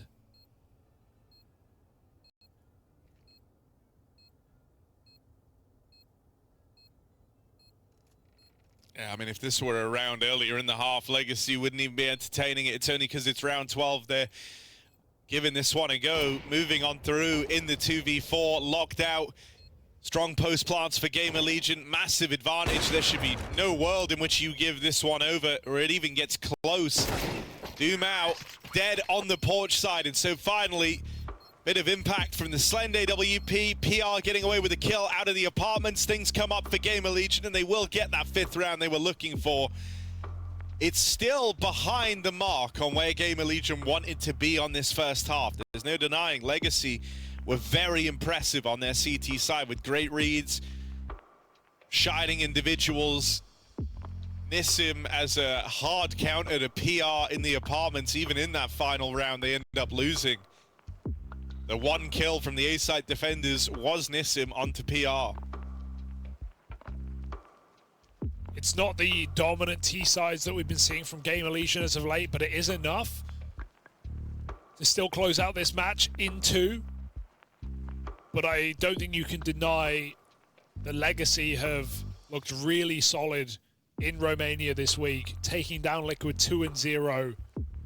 Sure, falling to Aurora, but here and now, both maps putting on a serious fight against one of the European teams on the cusp of that next level. Feels like this is a team that's bound to give us a playoff berth sooner or later. They almost did in Katowice. It took Spirit to stop them, and even then that went 0-3.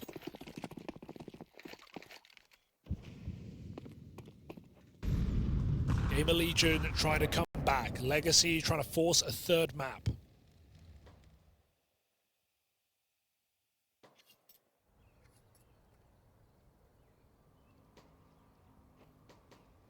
Lots of nades. This is slow. Legacy getting their plans in order. And it looks like after establishing that no one's being aggressive, they're going to go back to this B execute. They've got the perfect nades for it. 2 smoke, molly, double flash. Clearing close with a molly that barely lands. Making sure GamerLegion aren't up to much. Torsen's got no nades. I mean, this is a drive-by for GamerLegion.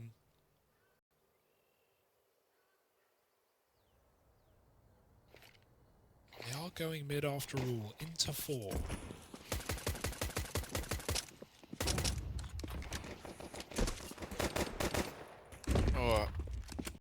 start, but they're going to try and play through the long smoke. With motor smoke in, this is a very cool way of using this util.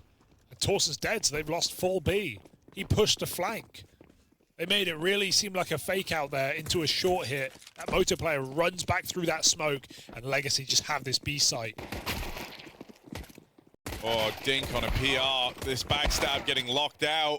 Chased in the spawn. Our GamerLegion Legacy. I love that pistol round. Yeah, you can see how desperate it makes GamerLegion to feel like they have to force the kills before the plant comes in. That's why they're running it down CT and just trying to peek the site as quick as they can. It's so sick because they've used, you know, the standard kind of A exec util to open up a CT route to the B flank. Yeah, they just and it's like that's also so expensive as a pistol round in terms of the util commitment that when GamerLegion see long and moto smoked off, of course they think it's going to be the A commit. And it's 4A, and they just run back through the moto smoke. Obviously, they just want numbers to fight in A together, but that was never Legacy's goal. Doesn't help the Torsen thinking it's A. The call's probably coming in. Hey, full A exec. You're not faking that so late in the round. They've already. It's like a double fake essentially because they already molly banana like they're clearing close B. Molly banana, smoke A. That's the commit you think. And Torsen pushes down banana and he dies like that. So just opens up everything in this B bomb site. Really nice call for Legacy. I feel like this Legacy squad have always had, you know, components that have been on squads that have had like the cool little gimmicks like that. Yeah. Like you spoke earlier about like some of the Taco. Yeah, like I remember some of the nuke like pocket calls they would have back in the day. The pistol rounds are really nice. The heaven boost. Yeah, like the heaven boost on pistol. Damn. Yeah. No, it's definitely. After watching this game, you can see why this team has been on the up and up, right? I said it earlier, but they won the Dallas qualifier. They won the disqualifier, obviously, to get here, and they won Challenger in North America as well. They're playing in 2 regions right now, so it's kind of cool. And you're definitely seeing why they're getting away with it. It's not just strong individuals, which there definitely are, but the ideas are really cool, really unique for Legacy. This game, I mean, this is going to be a very hard game to win for GamerLegion. It feels like it's destined to be Legacy. He's looking for 2 here, Dumao. Oh, that's really embarrassing. Don't lose the round now. That's really embarrassing. Don't lose the round T-kill. now. TK in the mix. Don't lose the round now. Losing the round AK now. Picked up all of a sudden. Backstab in. Torsen fighting. Oh, no. Oh, God, the humanity. Look away. Round now. Look away. Now. Legacy. They left it all to the wraparound, but Dumao dropped the ball. He didn't even get 1, Harry. He didn't even get 1. He got dinked by like a USP, panicked to shoot the scout that just 180 no-scopes him. And that was a scout scoped in. He had to like double click and then no-scope. Team kill in the smoke. Oh, that just could not have gone worse, honestly. Right as I'm saying, they okay, but then here's the thing. I actually think GamerLegion for the first time in a long time are looking beaten in terms of like I think the individuals and the depth here on Inferno, but I think around like that. Oh, look at what it did. Yeah, they were screaming. It very much refocuses you. You go, oh, wow, we just got given a golden goose of a round, you know? Like, this doesn't happen every day. No, you got to make the most of it. And so you've kind of been given a second chance at life in this map on the back of that huge fumble from Legacy.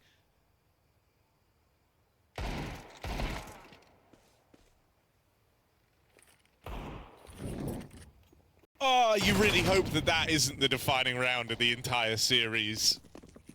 But it could be. It might be. Because the worst part is it's not only on the full eco, but it breaks the money of Legacy completely.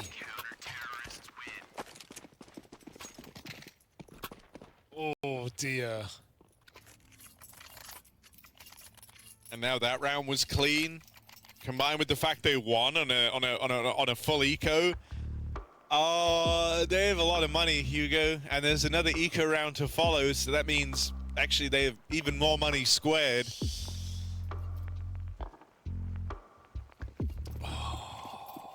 I'm so worried that that has just cost Legacy everything. Yeah, I mean, obviously they're going to have chance. Exactly. There's still rounds to play. If you lose 13-11, yeah, it's that round. It's just that no other round really matters. It's that round that you've. And I think they're aware of this bubbling problem that's now like lurking beneath the surface of this matchup because they're using this eco to talk everything through. Yeah. Lux didn't leave spawn. He was chatting away. They now know the importance of this first rifle round in deciding the outcome of the game. But, you know, like, this is also avoidable. That's, like, why it's so scary. There was always a world where GamerLegion could have come back anyway, right? Like, at the end of the day, there was still a lot of rounds to be played. But it's the fact that now you don't even have breathing room, right? You lose this round, which you will, and then it is a tie game. And from that moment on, whatever advantage you were pressing at the end of the first half doesn't matter.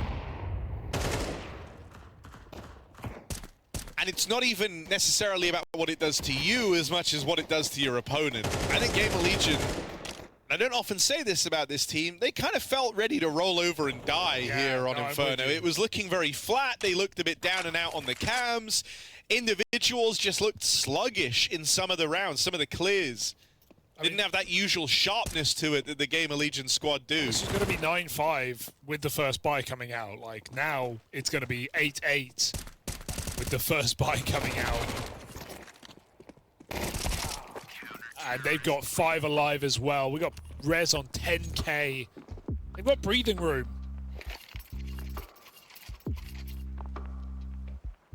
A re-injection of energy, a top-up the GamerLegion needed, and Legacy, all the benefit that mentally that round does to you if you're GamerLegion, it does the opposite if you're Legacy. That just sucks the wind out of you. No, 100%. And, you know, like, it's just the lead you would have had. Even if GamerLegion had won a couple of rounds, you would have been so close to resetting them. The path to victory was laid out, but now the challenge is infinitely harder. You have to break through their money. That's going to take you at least 2 consecutive rounds, and that's if you find everyone every time. If there's saves and whatnot, suddenly, you know, you're up to, like, breaking through 3 or 4 rifle rounds before you're back in control. At that point, the game is essentially over if you've won that many rounds anyway. So, yeah, this is a real grind for Legacy all of a sudden. In a game where the nature of it is changed entirely. This could have been a very comfortable win. And now you're left scrapping still just to maintain pole position.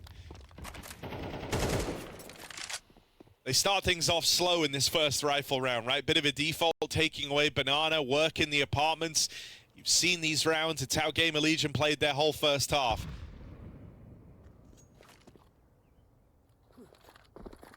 Four-man lead into the A site for GamerLegion, and it's been that way since the round started. But the util dropped a bit extra for ZTR at the B site. They love giving him like 3 smokes to lock down this side of the map and lean into these heavy stacks at the A site.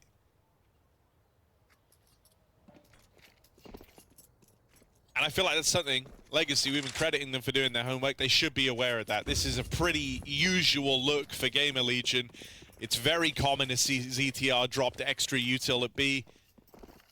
He's burned through most of that now. Still has a smoke and a molly left. But won't be able to get it out in time. Dumau's even connected a lot of damage there through the coffins. ZTR feeling pressure to make a play, but the bomb's actually going back out through top mid. What? They've left this one down to the wire. They're going into a stack. The round's been lost on the back of this last-minute change. Bomb went back. Oh, if they get away with that a few seconds earlier, they can win it. I mean, they got all the kills. That's the craziest part, but it's just a little too late in the round to make that move happen. Wrapping long as well. A requirement to get the moto kill, but it costs you so much time. Time that they could not afford. Dumau trying to fake out B. And they're getting desperate here now, Harry. Now it feels like it. With a round like that coming through. And because they save 2 guns, they're going to buy around it, which, you know, don't get me wrong, the buy is okay, but it's still 2 pistols, 3 guns. Oh, and they're playing fast. If this doesn't land, they are in the hole. Slend backs up, Oh, that's a dear. convincing flick. Any more from the Slendorp? No, he's put down after one. Rez back on the line, on the angle, able to keep this in the advantage of GamerLegion. Right now, PR is in hot water though, pinching it between the apartments and the long wrap. Torsen on the rotate over, spamming away, trying to tee up ZTR. He'll catch Nissim from the pit. This one ends 2v2. Retake on for GamerLegion. He's back on. Split the defense, they find Doom out, No, they know that Sadzin's here, trapped in the corner, trapped in a box. The molly has put him in this coffin, and Torsen takes him 6 feet under. GamerLegion, double digits locked in. Considering how caught off they get by that play, that is unbelievable. They win it, right? PR has his back turned to balcony, and he's done a deep app smoke on the stairs. They just run through it. The call is rush A. They run through that smoke. He gets shot in the back, and you know that's after Slend going for two, doesn't get it. Legacy, some great entries, but trying to cross into the big pit cost them maybe the round. Great Molotov for Rez as well. GamerLegion jump on that as quick as they can. They don't give a second for Legacy to take positions in the post pawn. What it does do is give Legacy a bomb down. They buy up once more. They go through the mid-smoke. That's too far gone. They are in the washing machine right now, banging their head on the metal, rushing the mid-smoke with no utility. I think, like, that one round has shaken Legacy to their core. The composure's gone. In this round, not only did they push the mid-smoke, they missed their long smoke. There was no util to help them come through middle, and with a missed smoke, that like only entices GamerLegion to go swinging from both sides of mid. Was it a long smoke or was it a top mid smoke? Is that why they went for it? I didn't see the lineup.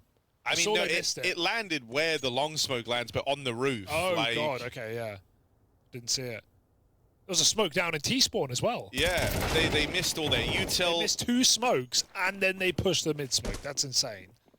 Don't tell me they've got a chance. That, like, cool, composed Legacy, a distant memory. Lato left up in the clutch here. Rez needs a new mouse. He's scroll-wheeled twice now at the worst possible time. He just did or that just again. less fingers. Yeah, less fingers would do it.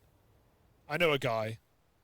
Like, that actually... This round would be over if Rez didn't scroll wheel there. He would have re-peaked faster with ZTR and killed both.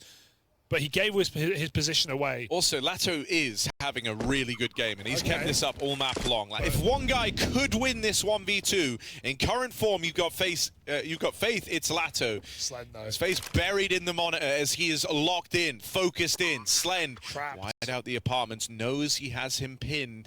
Trying to wait for Torsen, but also towing that line where he doesn't want to go down and leave this in a 1v1. The drop out of the apartments is mad, but Torsen will collect. Another clutch round picked up from Torsen. Don't know what the call was there. Maybe the call was just go, Slend, go, I'll trade you. And Torsen creeps in, but my God, he played that so safe, which I like, and then he just threw himself around the corner. Luckily enough, that last player, Lato, had no idea, holding short. But this is GamerLegion ever since the full eco win with a huge comeback. It's weird. 5 rounds straight now. Feels like, you know, it's pumped GamerLegion up, no doubt about it, but also it's turned Legacy shockingly desperate, I feel like. Yeah, they need to slow down, man. They've done like 3 rushes in a row. They've bought every round because the buys are just good enough. You're never going to get a T-side orb if you play like this. I also just think, you know, you've immediately turned the dial up to as though you were losing this game, and you've tried to go back to your winning ways by playing with this confidence and this pace, but it isn't working. And GamerLegion are no longer the team lagging behind, looking a bit out of it. They are switched on. They know this could be over in as little as 4 minutes, and they'll be walking away with a win tucked neatly under their belt. Yeah, a 2-0. Close maps, but that won't matter. Oh. Everything. Every like now they're missing every nade, and this is because Legacy are kind of crumbling. They can feel they are throwing this game. Everyone is aware of it.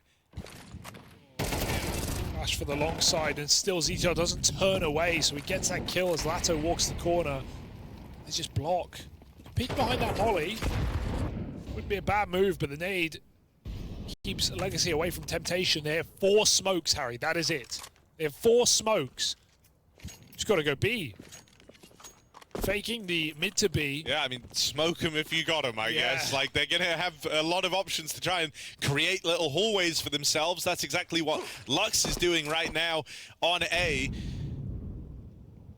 Oh, he's actually cross paths with ZTR. This is weird, but, I mean, the B play's coming in the meantime. Lux now is, like, confused by the real estate he managed to get a hold of. He will be backstabbing the backstabbers, but there's so little time left on the round. Dumao gets the opener. Slend feeling real pressured. 10 seconds as they break into the B site. Now that flank on these players in Banana is massive, and ZTR was blocked in the smoke. This is a mad round with a lot of timings being hit and missed by both squads, but in the end, it's to the benefit of Legacy. Rez, 1 versus 3. And he might have some element of surprise still hanging around at Banana, but he can't go for this, has to back up. It was a big question who these smoke walks would benefit. In the downtime, Dumao with the entries, making amends. It was on that B site that it looked like he gave away the round that cost Legacy everything, while the 2 kills he finds there to actually open up the site for his team are massive. And there was no time for them to come through any slower. Taking the site with 10 seconds left on the clock. Okay, Legacy, you've finally stopped the streak. You've stopped the comeback for now. But there was a lot of money built up for GamerLegion, and we've been saying ever since, you know, 3 rounds into the comeback, this was going to be a grind. That fact is still true. Oh, yeah. You know, it's an annoying round to lose, but GamerLegion absolutely have the room to win this game still. The money, fine for one more buy. It needs to be back-to-back. I guess the benefit of Legacy making all these buys is they got some close rounds in there, and they got some damage, and so that can be capitalized on now.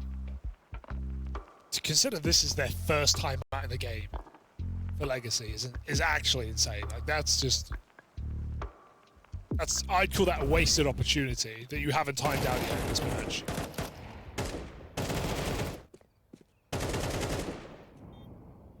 That was all over the place. I think there's probably some angle where, like, within the team they're going, yeah, but you know, we want to play with momentum. Like, you know, you're still feeling like for 7 rounds. No, and that's fair, and we know that. We can see everything.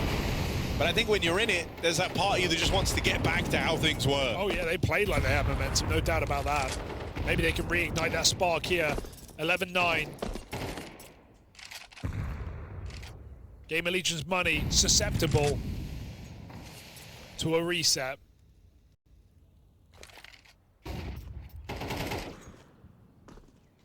We're actually getting some banana aggression out of GamerLegion, and it's interesting. No one's really attempted too much of this in the series at all. And so risking it now, I guess it makes sense for GamerLegion. They feel like they still have, you know, a round to play with here. 3 here, though. It's a lot of resources. ZTR tucked in. They're not ready for this. Oh, the spot as well. ZTR could just play it. He does. He sees him running back as well. Forcing the rotates. GamerLegion running back as Legacy take mid. The thing that was awkward, though, was Rez was heading B to help with the aggression. And so he is also out of position here. Still, Legacy slow down. And this is really good awareness right now from ZTR. He was full committed on the pushback over towards A with the rest of his team, but midway through that move, he decided, no, they've taken the pace out of this. They've slowed the round down, and he gets back into the B site in time. Now he's called Torsen back on the rotate as well. Torsen will be the one taking first contact. And he gets deleted straight away. Now they learn about ZTR. Damage done on the smoke spam. ZTR falls. Rez tries to play his hand, coming through the CT smoke. Risks it all on that push.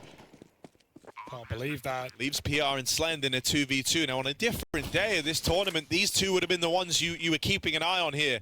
PR started this map 7-0, now 11-13. It's been an astronomical slowdown. He's got Slend donning the CT AWP alongside him. If there ever was a time for PR to roll it back, show us what he's capable of, it's now. Send the AWP in. First kill comes through. Nissim was countering him all first half. This guy was his kryptonite, and that keeps up. Nissim, a damn near flawless track record over PR. And that's what it takes for the comeback to continue for Legacy. One tap.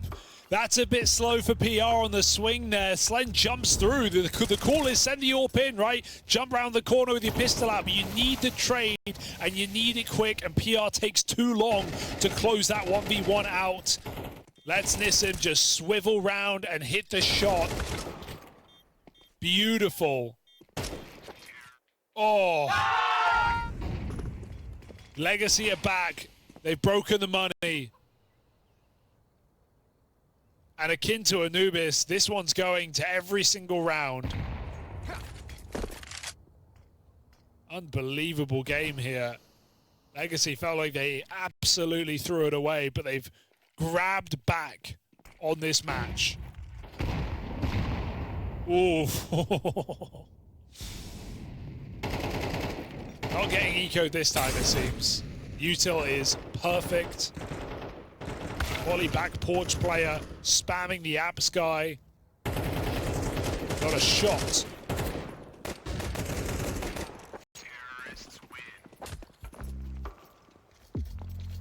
So here we go. I mean, who would have thought after taking down some huge names across the tournament, like PR beating the likes of, you know, Heavy God and the G2 gang in the apartments, then going into the next game, Magis Tesses couldn't get a grip on PR, wrecking them. But it's Nissim from Legacy that he just cannot seem to beat.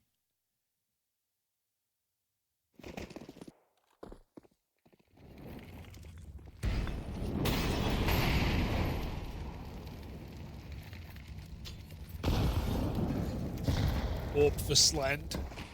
Orb for Sadzin. Not how many of these on the T side. Legacy. Go through the smoke and flash, perhaps. Something's being lined up, and dodges it and hangs around. He almost got two there if he kept shooting.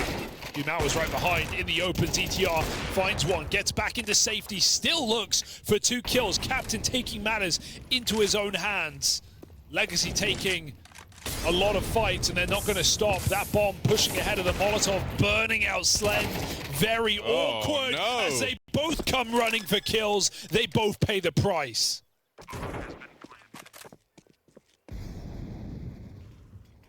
That was so rough. Could have given it up. But committed to the fight, and now it's another 2v2. GamerLegion, they made these ones close, but have struggled. They're going to try and put PR up on the boost. Won't see anything here, surely. Sadzin's the one down in the pool. You know who PR's going to have to beat if they get past Sadzin? He's got to best Nissim in that head-to-head, but no, GamerLegion, they're giving this one up. They don't like what they see. That's a 2v4 out of Legacy. Out of Sadzin, really. Nissim played no part in it. It didn't need to. Both entries into that B bomb site. Swaps off the orb, puts the AK to use. Slend feeling the pressure to play in the Molotov. And again, GamerLegion, it's one of those rounds where they're just a second separated from trading. ZTR either had to go or he had to not go, and he goes a second too late. And that's after he gets 2 kills of Banana. Look at this. It felt like this won the round. And ZTR tries to bail out Slend, but really baiting him might have been the better option. Look at that swing. Sadzin's just aiming at his position. The thing that like compounds the awkwardness is it felt like Slend was waiting for something. Like he did nothing in the molly for a while. Wasn't even like peeking, trying to go for the kill. And so I'm thinking, okay, you're waiting for ZTR, I guess, to like play trade and you want to get one shot off. But then it's like, from where he scoped in, he feels like he kind of misjudges how big the molly is. As he's trying to walk out of it, he just burns to death. Doesn't even really fire a shot off that would have been impactful. No, he's still moving. And ZTR, in spite of the whole delay and Slend burning alive, still wasn't close enough to meaningfully try and trade that. This huge comeback for GamerLegion off the back of a full eco win might all be for naught. They won 6 rounds in a row. That's now 4 back for Legacy. But it felt like they were out of steam. Now, one timeout, by the way. They haven't lost a round since.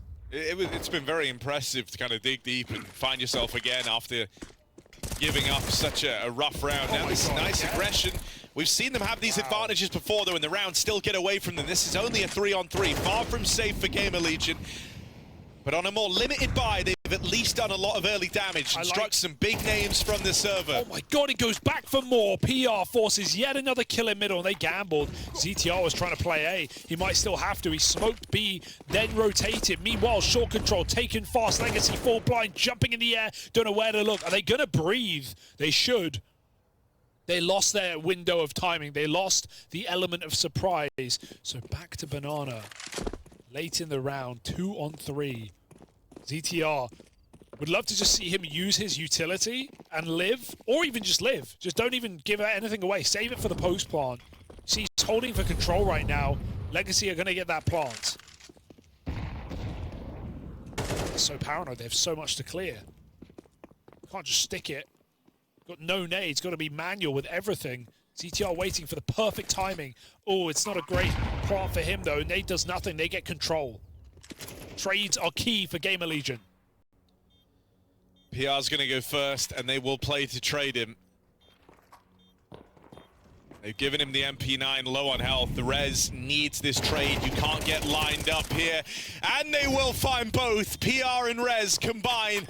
The two that saved to bring these guns into the final round of regulation are the ones to walk it over the line and lock in OT. That's a big sigh of relief for GamerLegion, and they risk it all on a series of aggro peaks through mid. I actually love it. It's ballsy, but it works out. Yeah, you saw PR just head in hand, even after winning the round, just relieved that they're still in this game because Legacy pulled this back 4 rounds in a row, and we're ready to end it. It comes down to multiple repeaks in middle, and a slow and safe and calculated retake. With ZTR throwing all the nades in spawn and 2 players trading out coffins. Here we go. It's a very different game now. Both teams have had their ups and downs.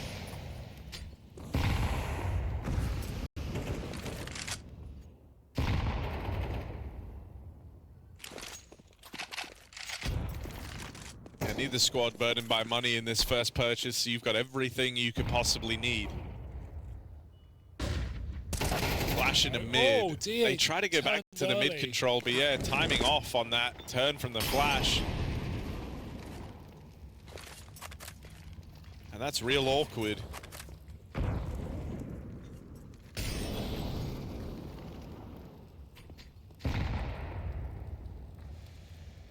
And now the A site feels very, very boxed in. You've had to give up control over middle. Oh, all right. Finally, PR gets one back over Nissim. These two developing quite a head-to-head over this apartment's control. No way, yeah. Even more follow-up damage from PR. And you'd like to think he's already done enough here.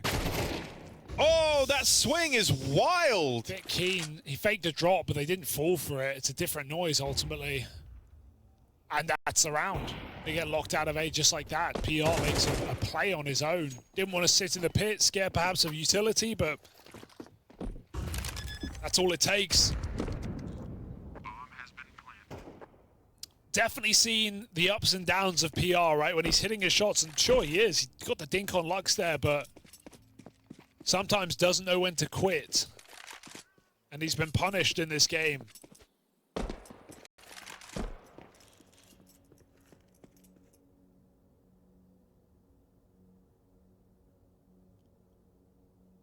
Yeah, you know, I think you're dead on. Like, on a day where you're feeling really good, you know, it's great when he plays like this, but it's like, I think the hallmark of the greats is even when they're just having an all right game, they still find ways to have big impact, right? And I think there are times where, especially in this series, you've seen PR play with that confidence and go for commitments to fights that maybe he shouldn't. And it's come back to haunt GamerLegion a couple of times. And like, I don't know, I think this just feels really rough because essentially your first rifle round in OT was spent with a mishandled mid-peak and then a bit of an overzealous swing in the apartments, and that was it. That decided the entire round. Mistiming turn on a flashbang, and one step too far. Round over, Legacy back in the lead.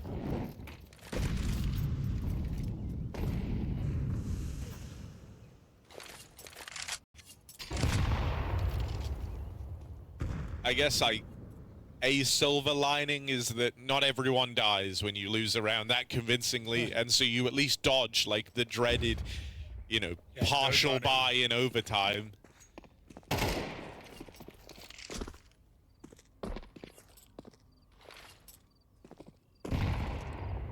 Sazin going back for nades. I respect it.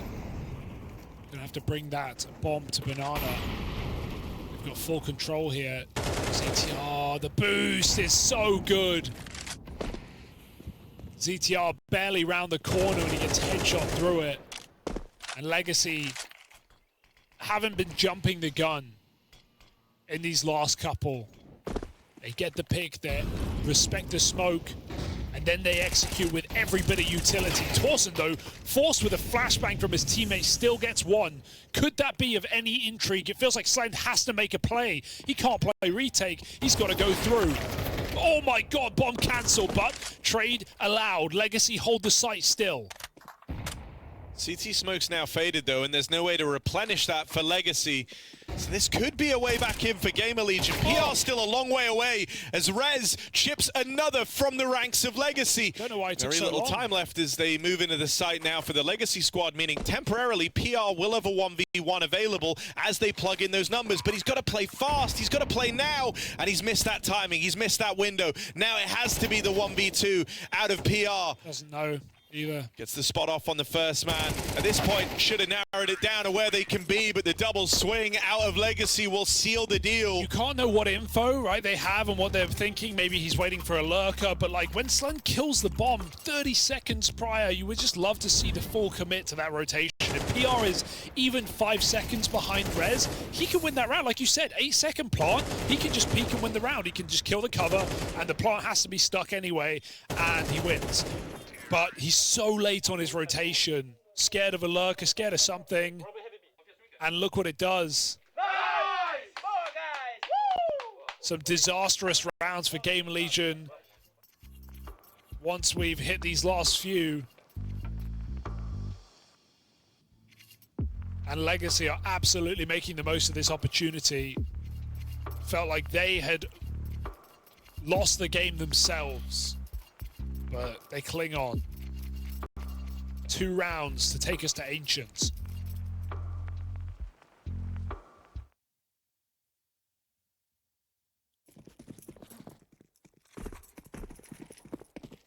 It's a couple of clutches PR's been in now as well and been unable to really leave an impression on this map. I feel like one of the things that made his play so cool before is that there were times where it was kind of brainless, but he had the mechanics to back it up. I feel like he's overthinking a lot of these moments. Like there, where he's, when was the last time you saw PR pull a nade? Oh, okay. That was like the point, you know, we were joking about it. It's like this guy doesn't use nades, he just dumps them all at the start of the round so he can play with the gun out. I feel like in these clutch moments, you've seen him fiddling with nades, considering way too many options instead of just, you know, that like pre-programmed flight path that it almost looks like he plays with usually. Fast play up through short though. Slenzorb fires off. Missed shot. Legacy getting closer. Only 1 kill off of the orb. Here's Rez to hold the line. PR joins him. Lux left up in the 1v3 as GamerLegion try to cling on for their 1 round. PR caught out on an island there. Lux gets it down to a 1v2. Bomb dropped in front of him. GamerLegion gonna try and link up on the long side, and heads up for Torsen there as he denies the clutch at a Legacy. I got scared because Rez turned around to watch long because his teammate was running long. He thought it was an enemy. It was ZTR on rotation, and he's holding his teammate, and he got shot in the back in the 1v4. I thought they were gonna lose off that. Nice double for Rez. Very important round save to give GamerLegion leg room in this game. They can still win it in this overtime. They need all the rounds. And their T-side originally, they were going for A lot. It didn't really work. Didn't see this B execute much. Got a pre-smoke down. GamerLegion trying to take Banana with ample force. Double orb, Dumal here with his. He shows it. Oh, he's unlucky that doesn't connect. I mean, even this is kind of a new challenge for GamerLegion to overcome, right? Legacy now donning the double orb. Doom out alongside Sadzin, both picking up the big green. Dumao's very much had a resurgence here, getting back to form on the second map, but no chance to play in this round. Instead, it's got to be Lato, oh my God. And he doubles up. What a flash. Nearly 30 kills deep on Lato. It's time for him to have his defining moment in the map. Chance at the final. As Slend backs off after faking that bomb. Holding for a reswing. He knows that Lato's confident. He knows he wants to harass. These smokes fading. Angles are about to open to Slend, but time is not on his side. Look at that position. It's mad. He's going to nade it. Oh, and right before the smoke is up again. Bomb out in the open. Man, ZTR gets the entry, but that flash from Lux and CT blinds 3 players. And Lato just swings out and kills them all. They simply can't follow up on the trade. GamerLegion don't really have a chance, though. They don't have a choice. They are all blinded. Ooh. One player even going through the smoke as well. And they find PR on the lurk. It's a perfect round for Legacy. It's map points, rather. Taking us to Ancient is the aim of the game.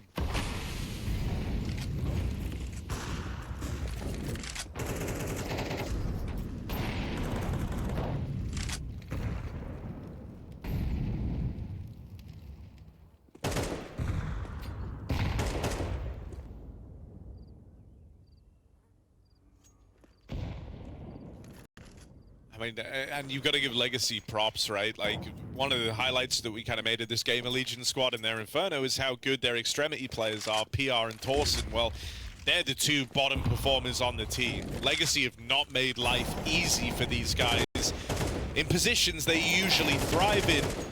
Even now, off the top of this round, Torsen and PR both brought down low. Rez now dinked. As one of the big difference makers for GamerLegion in this map, this is so far from ideal. What do you even do here? PR's hurting, can't take room in apartments. Torsen's wounded, now ZTR's had to go back and help him at Banana. Everywhere you go, the guys who usually get the ball rolling and start these rounds are wounded. And so it's going to have to fall to what? ZTR, I guess. You could have Slend try and find something on the AWP, but he knows there were double AWPs in the last round. I think he's pretty nervous. They've had to swap the guns around. Everything is so far from ideal for GamerLegion in this round. And so this might be the beginning of the end of Inferno. Sadsin sets them on fire. 2 off the AWP. Looking for a damn near flawless close. Our Legacy in overtime. Just Rez left to beat, and he's been spotted. He'll get dealt with. Legacy lock this one in overtime. Unbelievable tenacity from Legacy in Inferno. They lose one of the most painful rounds you could even conceive of. You think that's them done. A streak of 6 from GamerLegion, but Legacy don't go down without, even just for the mental reset. You sit there in silence for 30 seconds. I want to see Legacy try break momentum with timeouts in this game, because that's the one thing they've been lacking. Otherwise, I'm very impressed with this Brazilian team, starting to really add up why they are here in the first place, why they will be going to Dallas, why they won Challenger in North America, and also why they beat Liquid on day 1. We're in, though. Legacy GamerLegion, map 3 of the series, Ancient. And Legacy T-side start. Gonna get crawling out middle. 5 armor. Coming from the heaven side as well. GamerLegion with a gamble, playing a retake on the B site. They have the kit smoke on ZTR, so this is absolutely fine. They're hoping Legacy will come their way through into this A split. Don't be surprised if this bomb goes back, though. It feels like Legacy are posturing right now. I don't feel like they believe in this A hit that GamerLegion so desperately want. And as I say that, bomb goes A main. Will they send a scout into B to figure this one out? They're so split. I'm not sure how this one's going to work, because by the time they realize they should run back, that bomb is so deep in. Lux is probing this site now. He's going to call it's clear. I wonder if he just flanks, because that bomb has to make such a long rotation. Look at how paranoid he is. He's so confused why this site is empty. This is going to be a very interesting pistol. All of a sudden, Lux spotted. GamerLegion get that kill. They don't panic rotate. They still leave a player on the boost, but he's cleared out by Nissim, and now Legacy can hit A. Now dead crossing, and these players that were all here heavy lean towards A. Well, they didn't get too far away. Yeah. And then Legacy kind of walk into an even fight on the other side of the map. Yeah, it's awkward, like I said, because that bomb can't really rotate, but even though GamerLegion move, because they were so committed to A, like you said, they're still close by. They're still able to swivel back around when they lose that boost player. I think it was Sled, so... Yeah, that's awkward. Nice pistol for GamerLegion. Oh, calling attention to that kill on B and how important it was to stop Legacy actually pulling the wool over GamerLegion's eyes. Full eco now. GamerLegion looking to go 2-0 up. Known for their strong starts, GamerLegion. This seems to be no exception.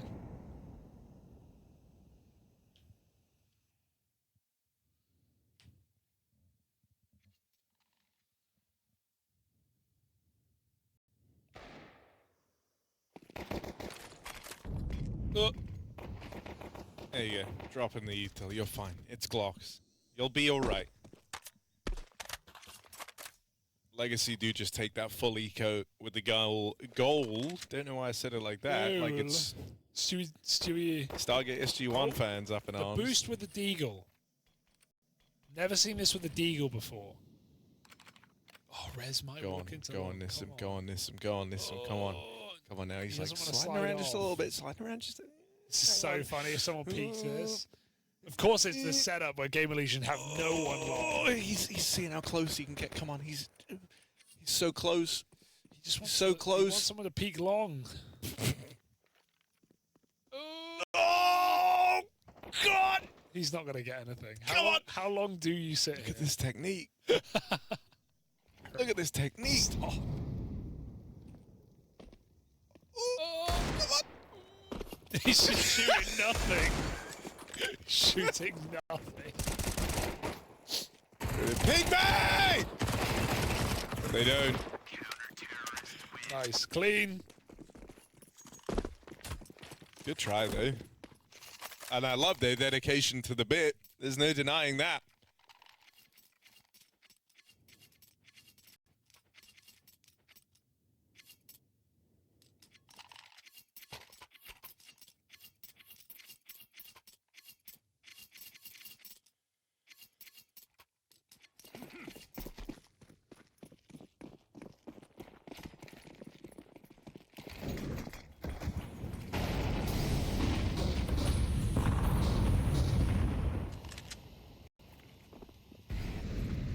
Control for Legacy.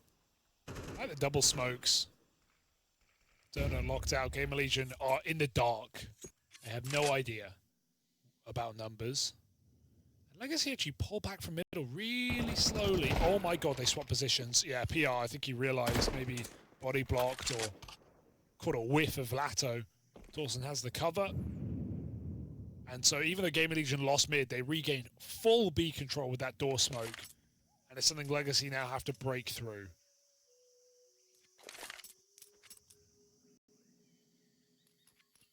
It's not a great round for Legacy right now because they have no flash. They have no smoke for B. A lot of mollies there. Yep. It's not the most helpful, unfortunately.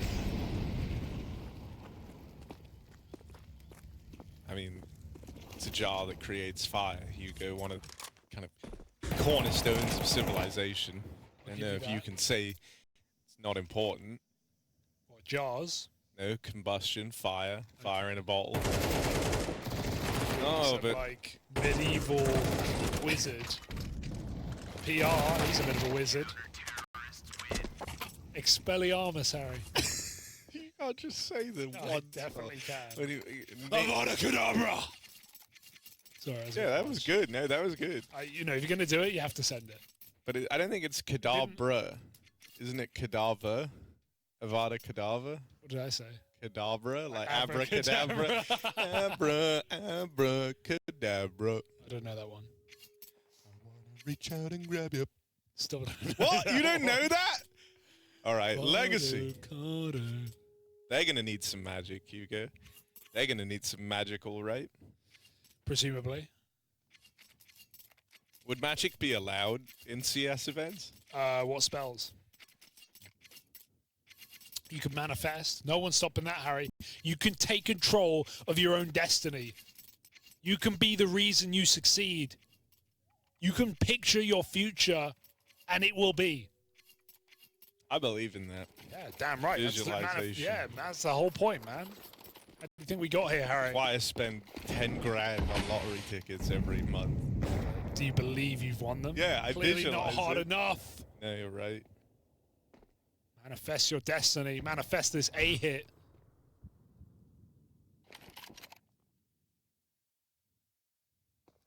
Fake on B has drawn one rotation, but they're running. In they come. Slend. We'll get out of that. Sad's in. We'll plant the bomb. GamerLegion. On for the retake now. Util in. It is only pistols, but they're very, very cautious, aren't they? Now, sometimes you can be too cautious. Let's see. Oh, dear. Oh, dear. Nice setup.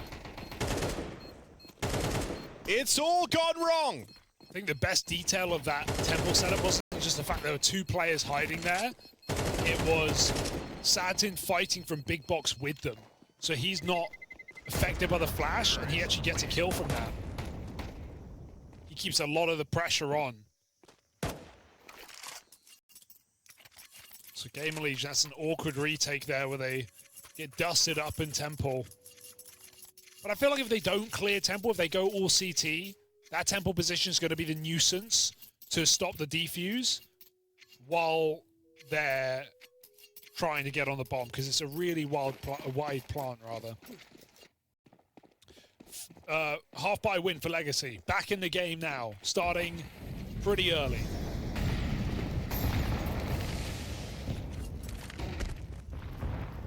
Ramtake Util lobbed in from GamerLegion, but Legacy don't respect it. They play right through. PR got aggressive, is trying to live to tell the tale, but he can't get back in time. Doom out with a key trade there. Just gets into main in time to stop PR on the fullback. And that's really good.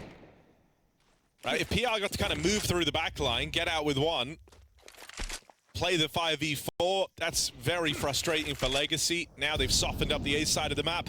They put more pressure to make moves on the B players, and Torsen does try his hand at a bit of a ramp peek into the Sadsin AWP. Also spots a close player there on that jiggle, knows about ZTR.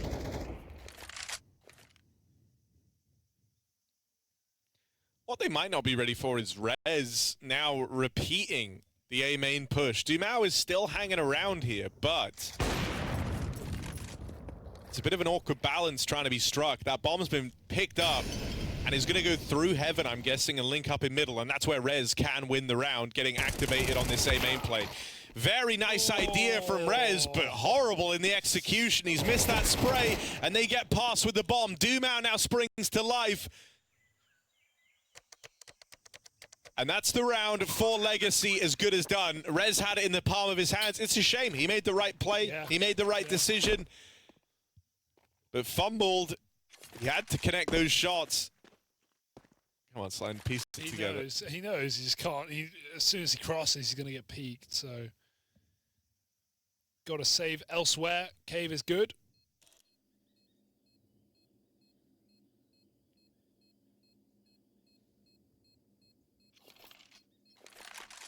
Nice repause to get that up in the next round, but Legacy are building in quick. Terrorists win.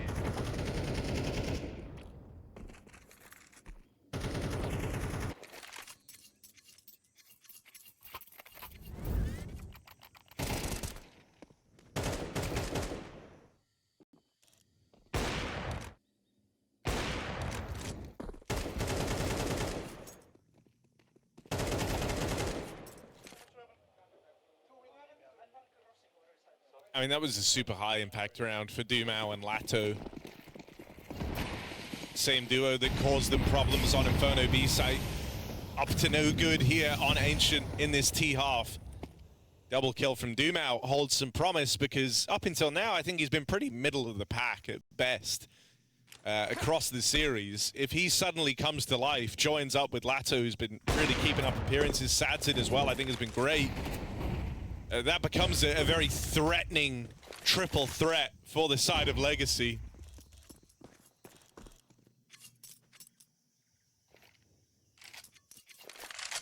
GamerLegion started heavy over towards A with that AWP. Finding one on the approach and Util getting lobbed in. They thought it was the fast A play. The AWP put the fear in Legacy and slowed this round back down. So GamerLegion have at least dismantled that stack, but they're playing retake on B. And so if Legacy won, that plant is open to them. Only a tag from the Slend AWP through middle. And I think that will force Legacy into this B play. You don't want to go playing into the hands of the AWP in mid, who's rotating around towards the B side now. But as mentioned, they were set up to play retake on this side of the map. So at best, he can play the extremities. PR at least gets rid of Nissim in middle. But this retake setup will still lend Legacy a bomb plant to play with. Off the side though, when these smokes fade very soon. Saturn's trapped in. Dumao got spammed out, so this could go very wrong very quick. Good re-peaks, what on earth? 2-on-5, back to 2-on-2. Out of nowhere, Legacy land every single shot, and Lato follows up, leaving just Rez in the clutch. Back turn down on the ramp, but he can't finish his meal, and Lato puts on 3 with 2 from the AWP to pull a round out of nowhere for Legacy. That is very, very well handled, right? The AWP and the AK combining for a 2v5. Wild scenes, not around that GamerLegion thought they would lose. Not one Legacy thought they would win, but that's how the cookie crumbles on this. It starts with Sadzen and Lato, perfect trades on the contact between site and ramp. And once they get into that 2v2, hold their ground. Lato with the killing blow. Unreal.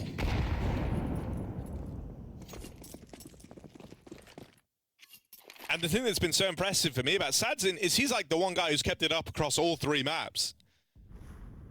Was good on Inferno. Yeah, true. Started off great on Anubis. Yep. Was kind of the shining light for Legacy, making rounds happen and got that comeback going. And now here on map 3, a part of that 2v5 in a big way. Having a re-swing on the AWP as well. Like, you could argue he had the hardest job in the whole thing. And so Legacy move up into the lead.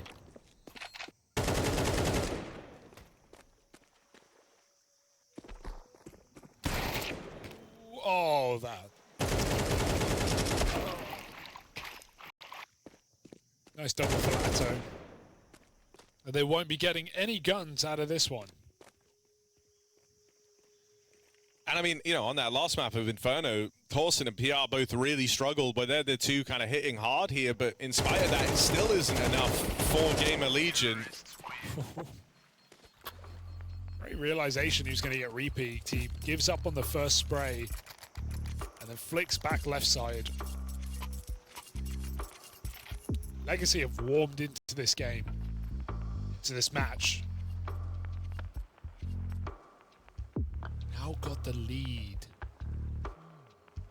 I mean, even with the slow start to this series, it was still a one-round map to open, right? Like, True. super competitive in the end. And I think from that moment on, Legacy have had their finger to the pulse. And the thing we were saying about that first half of Anubis, where Legacy were on the CT side, was actually they made a lot of rounds really close. It's just that GamerLegion like surprised them a lot, did some, you know, just pretty brutal site executes that came down to 1v1s, and it was more just the reactions weren't great. Like, there was no aggression, there was some misreads for Legacy, like they made some bad gambles, but generally they made a lot of the gun rounds close, and then they almost win that map off the back of a T-side comeback. So yeah, this is a really close series right now, and here on the third map, Legacy have taken the lead 4 rounds in a row. It's got the upset bell ringing right now. Or maybe that's the tinnitus, I don't know.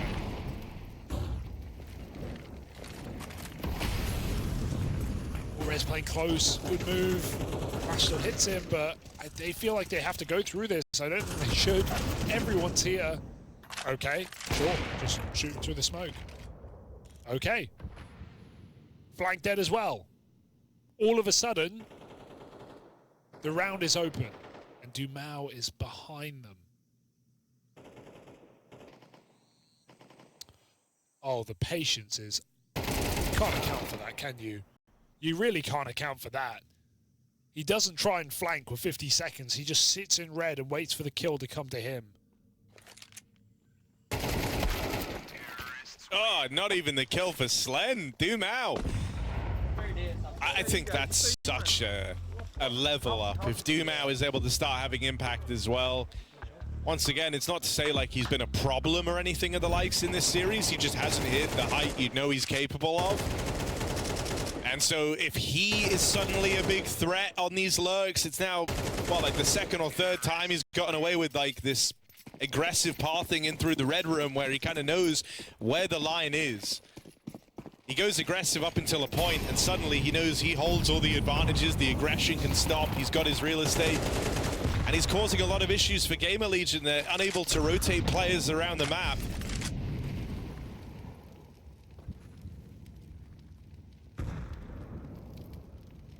Lux is having a very different game to the rest of his team, 0-6, but it hasn't been an issue. Lato's still keeping up his strong game from Inferno. That tag team of Lato and Dumao looking good, and then Sadzin kind of sprinkled in on top. As the AWP providing. This is looking very, very good for Legacy. Certainly all the win conditions getting met, but you've seen them fall down to these pistols once before. Nearly had dire consequences back on Inferno. This could be another one of these rounds ready to go against Legacy. The eyes are now on Lato as he attempts to ace clutch in the 1v3. Bomb dropped in main, smoke down. He can wait for that to fade. Don't know if he's accounted for them having a second smoke, but that's currently on Torsen, and he's the player trapped in Donut, so there isn't a smoke available for main. Lato can wait this out. They just want info. Torsen jumping around. I think he's trying to go main because he has the smoke. And the fact that Lato, after he makes noise, goes hunting for Torsen has actually given him the timing to get back into main. Lato needs 3 instantaneous fights because he's about to get smoked off again. Has to play through that. First one lands. Lato, that is real close on the transfer. It's a nice try. But in the end, with the pistols, double kill out of Rez, push it to main. GamerLegion. It's nice to see GamerLegion not look a gift in the mouth because they realized that Legacy have been exploiting this A-cycle game. And so when they're on a low econ round, they just play really tight on A. They play 3 players in A, double boost up, pushing main. Gift horse, so we're clear. No, I know, but I don't know what that means, so it sounds better if I remove the horse. Why what's a not gift horse? Why are you looking at a horse in the mouth? What's that mean? The horse is the gift. You don't look at a gift horse in the mouth. I think that's it. Why would you look at his mouth? Yeah, you don't inspect it, you accept it. Oh my god, that all makes sense now. Yeah, you don't say, hey, this horse's teeth aren't good enough. Yeah. I don't want my free say, horse. thank you for the horse. Yeah, but what if you don't want a horse? And you'd say, why have you done this? I live in an apartment. No, You've created a horrible, horrible situation. There's no room for the horse. Take your horse back now. Up. Torsen had to get all 3 there. As him falling with just the double has opened up the route to the plant. Lux, they are closing the gap on him. And finally, in one of these swing moments, Rez will convert the kill. Gonna go for the defuse, sticking it straight up. Nissim, just shy on the lineup, will drag it back over. Rez now dead. Slend hopping on that defuse. Nissim, 1v2 clutch is right there, but he can't find him. Slend snipes the defuse. And it's a tie game now. Thin margins separating this scoreline. Oh yeah, millimeters. You know, just to the right. One bullet on Slend would have won the round. He did the hard work. He got the defuse off on the half-health player, but it's Slend who sticks it. He doesn't believe it. but it's led to, whoa, look at Gift horse in the mouth. Gift what? In the what? Sorry, no, don't worry. So accept the gift, obviously. Take the round. Slen does. Sticks that defuse. Dude, that's so risky. That feels desperate for GamerLegion to double stick that bomb and not fight. But hey, they do it. 5-5. It's the low econ round into the full buy. Legacy have one more investment, then they might be forcing for the last of the half. Well, they will be forcing if they lose here. GamerLegion have saved themselves with that MP9 main push.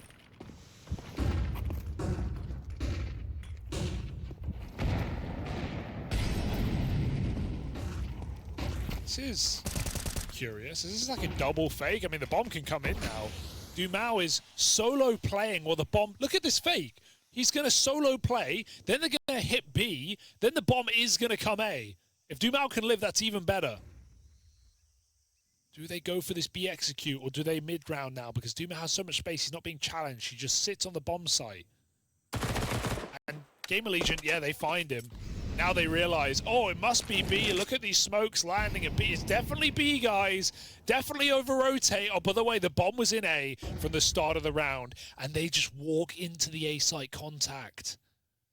Okay, there's a missed smoke. That's a huge problem, the missed smoke.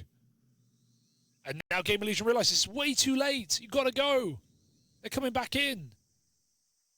What are they waiting for? They don't have util to cut down any angles. They just had to go. I mean, they also didn't get enough info from Lato to tell them the players have rotated. But then I think, you know, you had that little fade to begin with. What was the point in doing all of this window dressing?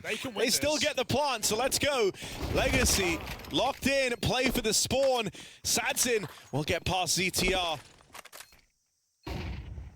They are already out through the temple. Lux turns to try and deal with him, but it's just Sadzin left in this, trapped at default. Nice. Nades rain in. And round secured. GamerLegion back in the lead. It worked so well, they didn't realize how well it worked. Like, obviously, like you said, no nades, they can't know for sure. I don't know if the missed smoke on B is on purpose so Lato can fight long, but you kind of hope it wouldn't be. I think the fact that they're double faking is enough. You've got to believe in your call on the double fake. And I think when Lato dies, they've just got to go. And they take so long to walk out main. The PR's in position. If I'm GamerLegion now, I stack B. Like, Legacy have tested the waters of B a lot. And when I say stack, I just mean 3. But GamerLegion have played retake B a hell of a lot. And Legacy have often been able to convert that to bomb plants. As you head into this final round where you're strapped for cash, if you're Legacy, I feel like something as simple as a B play, getting into that post plant is a very enticing offer, especially when you are frequently given the space. And I mean, you can even see they're all kind of leaning that way in the spawn. I think the relative success of the solo B-Lurk, not in terms of the output, but just the space you get and the fact that you've once more confirmed it was another retake B round. You kind of want to try and take advantage of that in a low econ final round of the half. Let's see if that's something GamerLegion anticipate.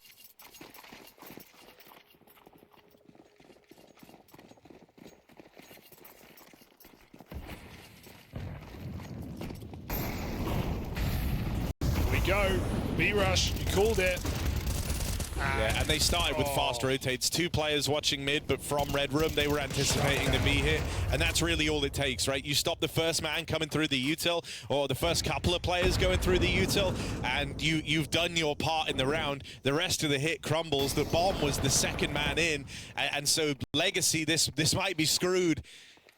I think it was the right call given all the info they've had in the game up until this point, but for GamerLegion, likewise, I think it was obvious to them that that's how this final round would play out.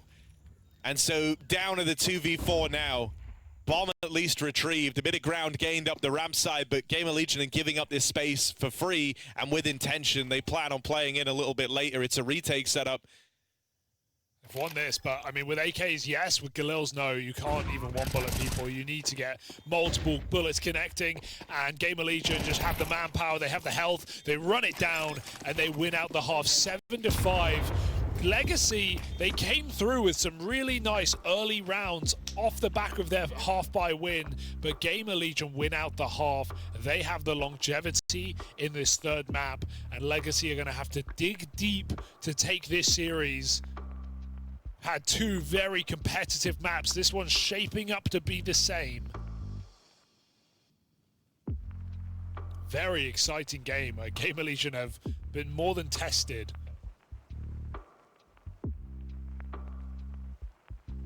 And Legacy continuing to exceed expectations.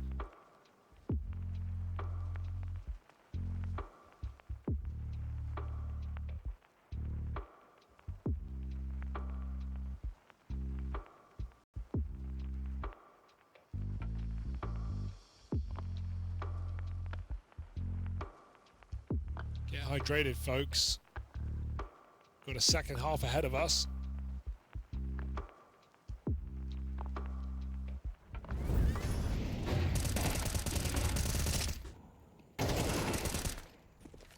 ZTR took a sniff out, Harry, for this pistol round. Is that a good or a bad sign?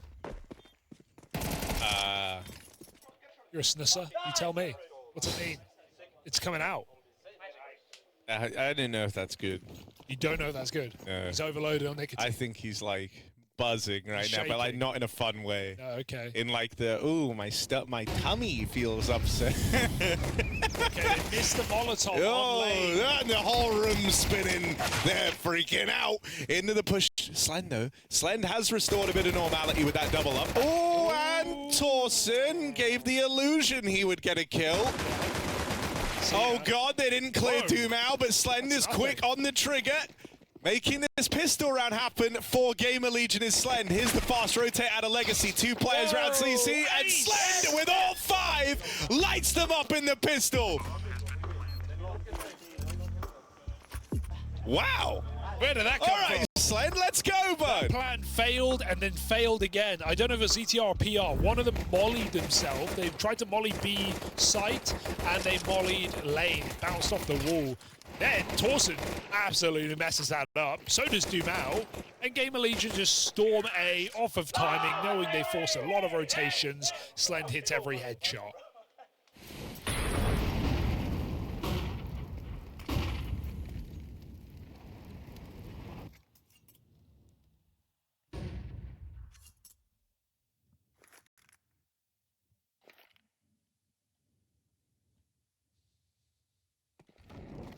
Five sevens on the force. Boost molly, it's a beautiful one. Bouncing off of the stairs. But that block does have to be respected in a round like this when you know Legacy have force spy and close range weapons. It's not worth the risk of running through the main smoke. Against one M4 or one orb, I could see it, but 5.7s, MP9s, you're going to get chewed up. So GamerLegion played to their strengths. Out middle.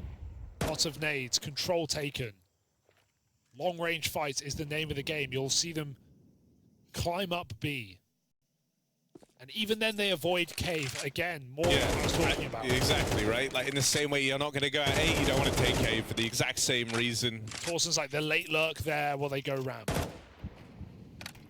Bomb is going cave. 3 ramp. No way. If Slend took a cave, ZTR would kick him. Yeah. Blocked on ramp and 4 here. Yeah, this still is going to be very awkward. You're playing through in like the final 10 seconds. Unless you flash through and hit. It's a quick pop. ZTR on that UMP farms. Miss him dead as well, and just Doom out left in this. Torsen makes quick work of the remaining players. It's a lot of damage. There was a lot of ways that round could have got weird, but GamerLegion do stick the landing. And yes, it's true. Never take the bomb cave and eco. Yes, good rule. Good rule. Play cave last on that kind of round. Slend would have been dragged out of his chair. Yeah, then what? Taken outside. Yeah, then what? Told to stare into the alfalfa. Oh, Lenny. As Ash just... Bang. We're gonna need a new upper. Hades? Oh, wait. I mean, it would be the best offer he would have.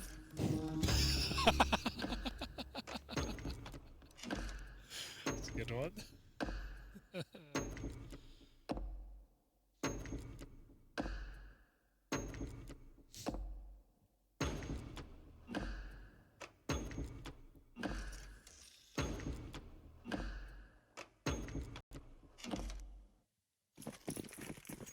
It's tense, but not in this round. It should be smooth sailing for GamerLegion, starting to take the lead dominantly. I refuse to count Legacy out of coming back in this match. You would be foolish at this point, but this will be maybe their hardest task yet. Maybe harder than that 9-3, which was it 11-3? I think it was 11-3. So they lost pistol. It was, yeah. So, gotta do it on the CT side of Ancient with the full buy. GamerLegion, a very methodical execute. Gonna be fighting towards donuts.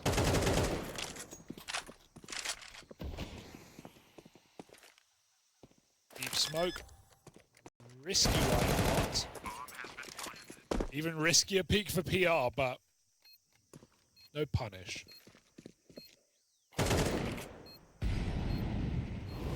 Just getting whittled away.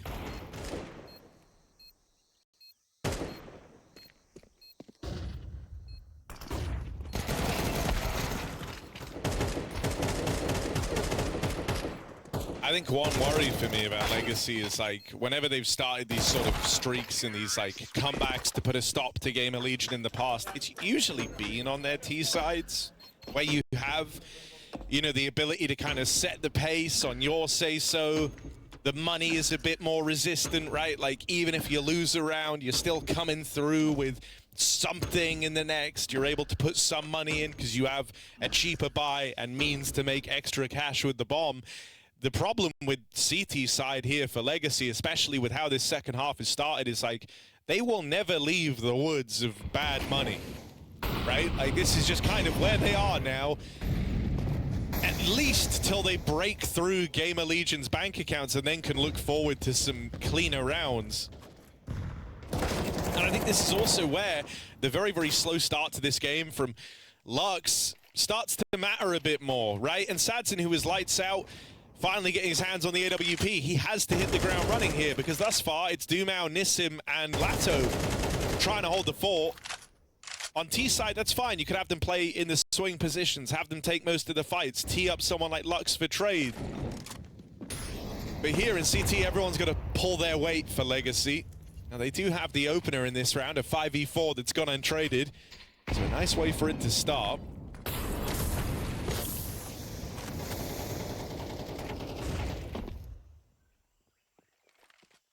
Mid control taken for GamerLegion. That was what they traded PR for. They traded a man for control over middle. And they're going to try and use this as their platform to hit the A side. Now, Dumao has gone aggressive in main, but very aggressive. So much so that he's not here to lend any helping hand to Nissim. Now, that can still work to his favor, but at this point, GamerLegion have to be considering that someone could be in main. They've learnt about Dumao, and they know they've brought him down low.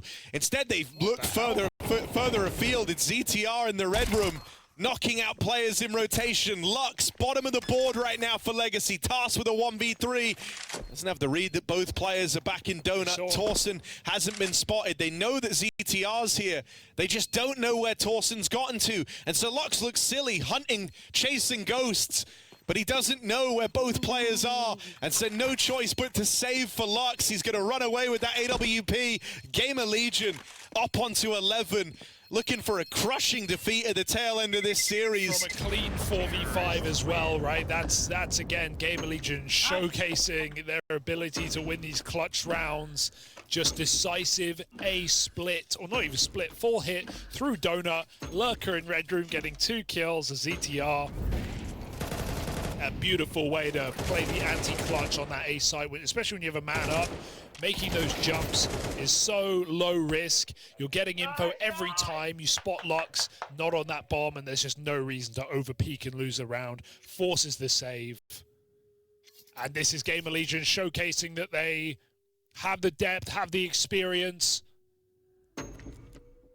and are cut out to close this match. Legacy, what a shame to see them fall apart like this at the end of the series after a very competitive game through and through. They won 5 rounds in a row on the T side, and they've won nothing since.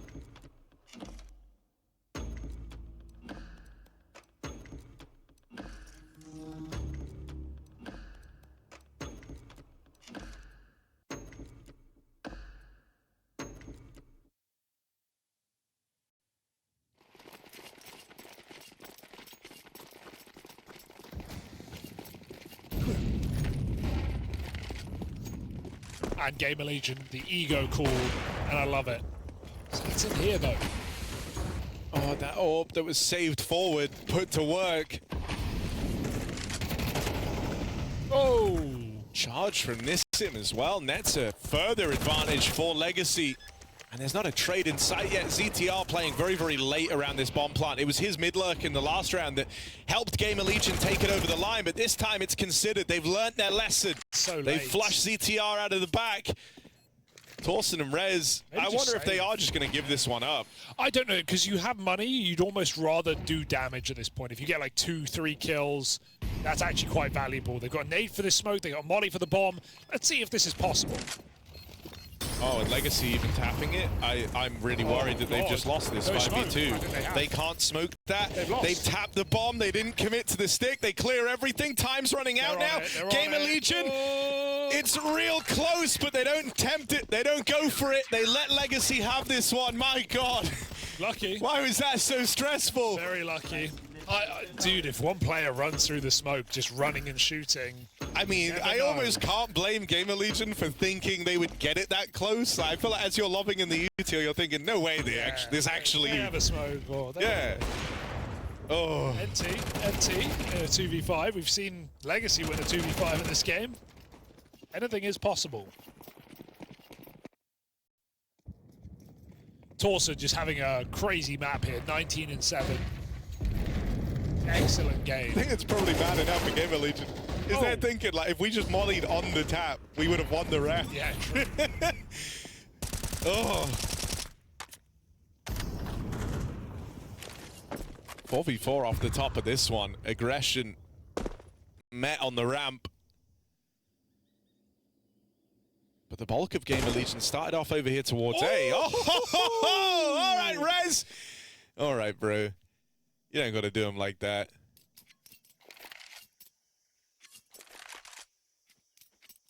That was a very satisfying kill. Really, really clean. He's not wearing his pajamas anymore, Harry. This guy sleeps in jeans. Ready to go. Oh, there's another. And Rez is now saying, guys, I know you probably don't want to hear this, but I actually have B. He's fired 7 bullets. He's got 2 kills. They took a Rez to Oakland. Look at him go. He's just going to kill them all. They're like, yeah, you just go, bro. We're ready to play off your info. Bro, just a concrete game from Rez, Goatland. Doom out. That's good. That's actually that's too good. No one's going to get it. They are still going into the double stack. Just don't lose this. Don't get 1v4'd by Sadzin. Don't get 1v4'd by Sadzin. Not easy. Just win. Backstab him from Rez, the hero, the GOAT. The man of concrete himself, as GamerLegion now have ample chances to take this series over the line. Ancient, it's that concrete jungle where dreams are made of. There's nothing you can't do. And I mean, that's how they're feeling right after a round like that from Rez. It puts them right back on track. Oh. Still a decent smoke, sort of. Almost. Oh, through this. Fine, it just doesn't like serve the purpose it's meant to, which is allow you to like push down ramp and fight lane. Yeah. Instead, you can sit in the smoke, but that's not the same thing, right? Like, you're having to wait for the fade, and it doesn't put the same fear in the T's. They just sort of wait for it as well.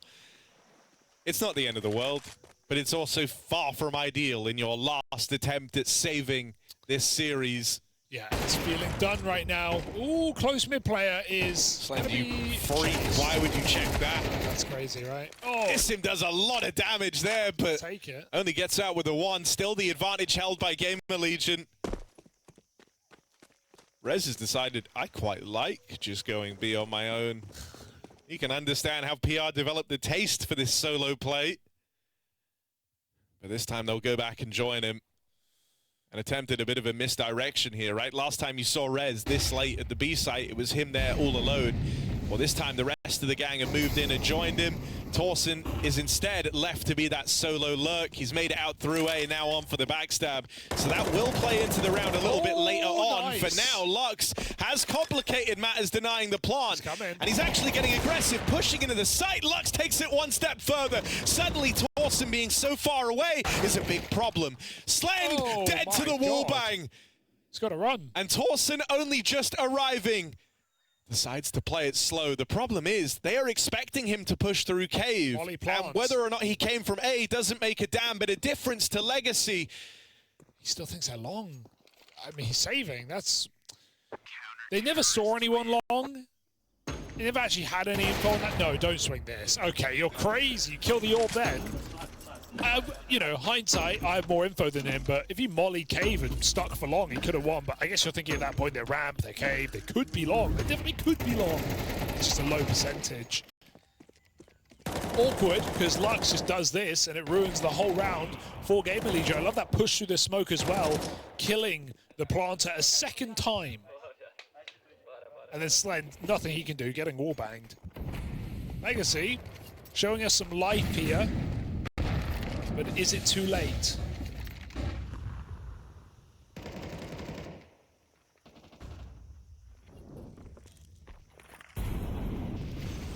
I mean, ZTR's calling from the front right now. You know, he can call a B rush like this. He can call something more up-tempo.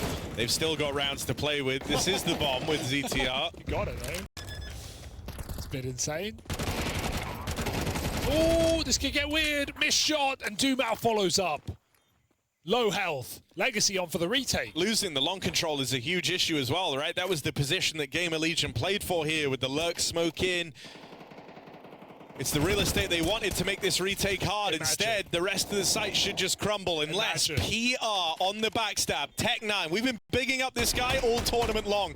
He's the real deal. PR taps out 1. Now with a flash, tries to lend a helping hand to ZTR, who makes out with his first. PR still harassing, keeping the pressure on. PR will close. Him and ZTR combine as GamerLegion exit this series, heads held high. One hell of a recovery to turn it around and take Ancient dominantly after the wild back and forth affair that was Inferno. This is a huge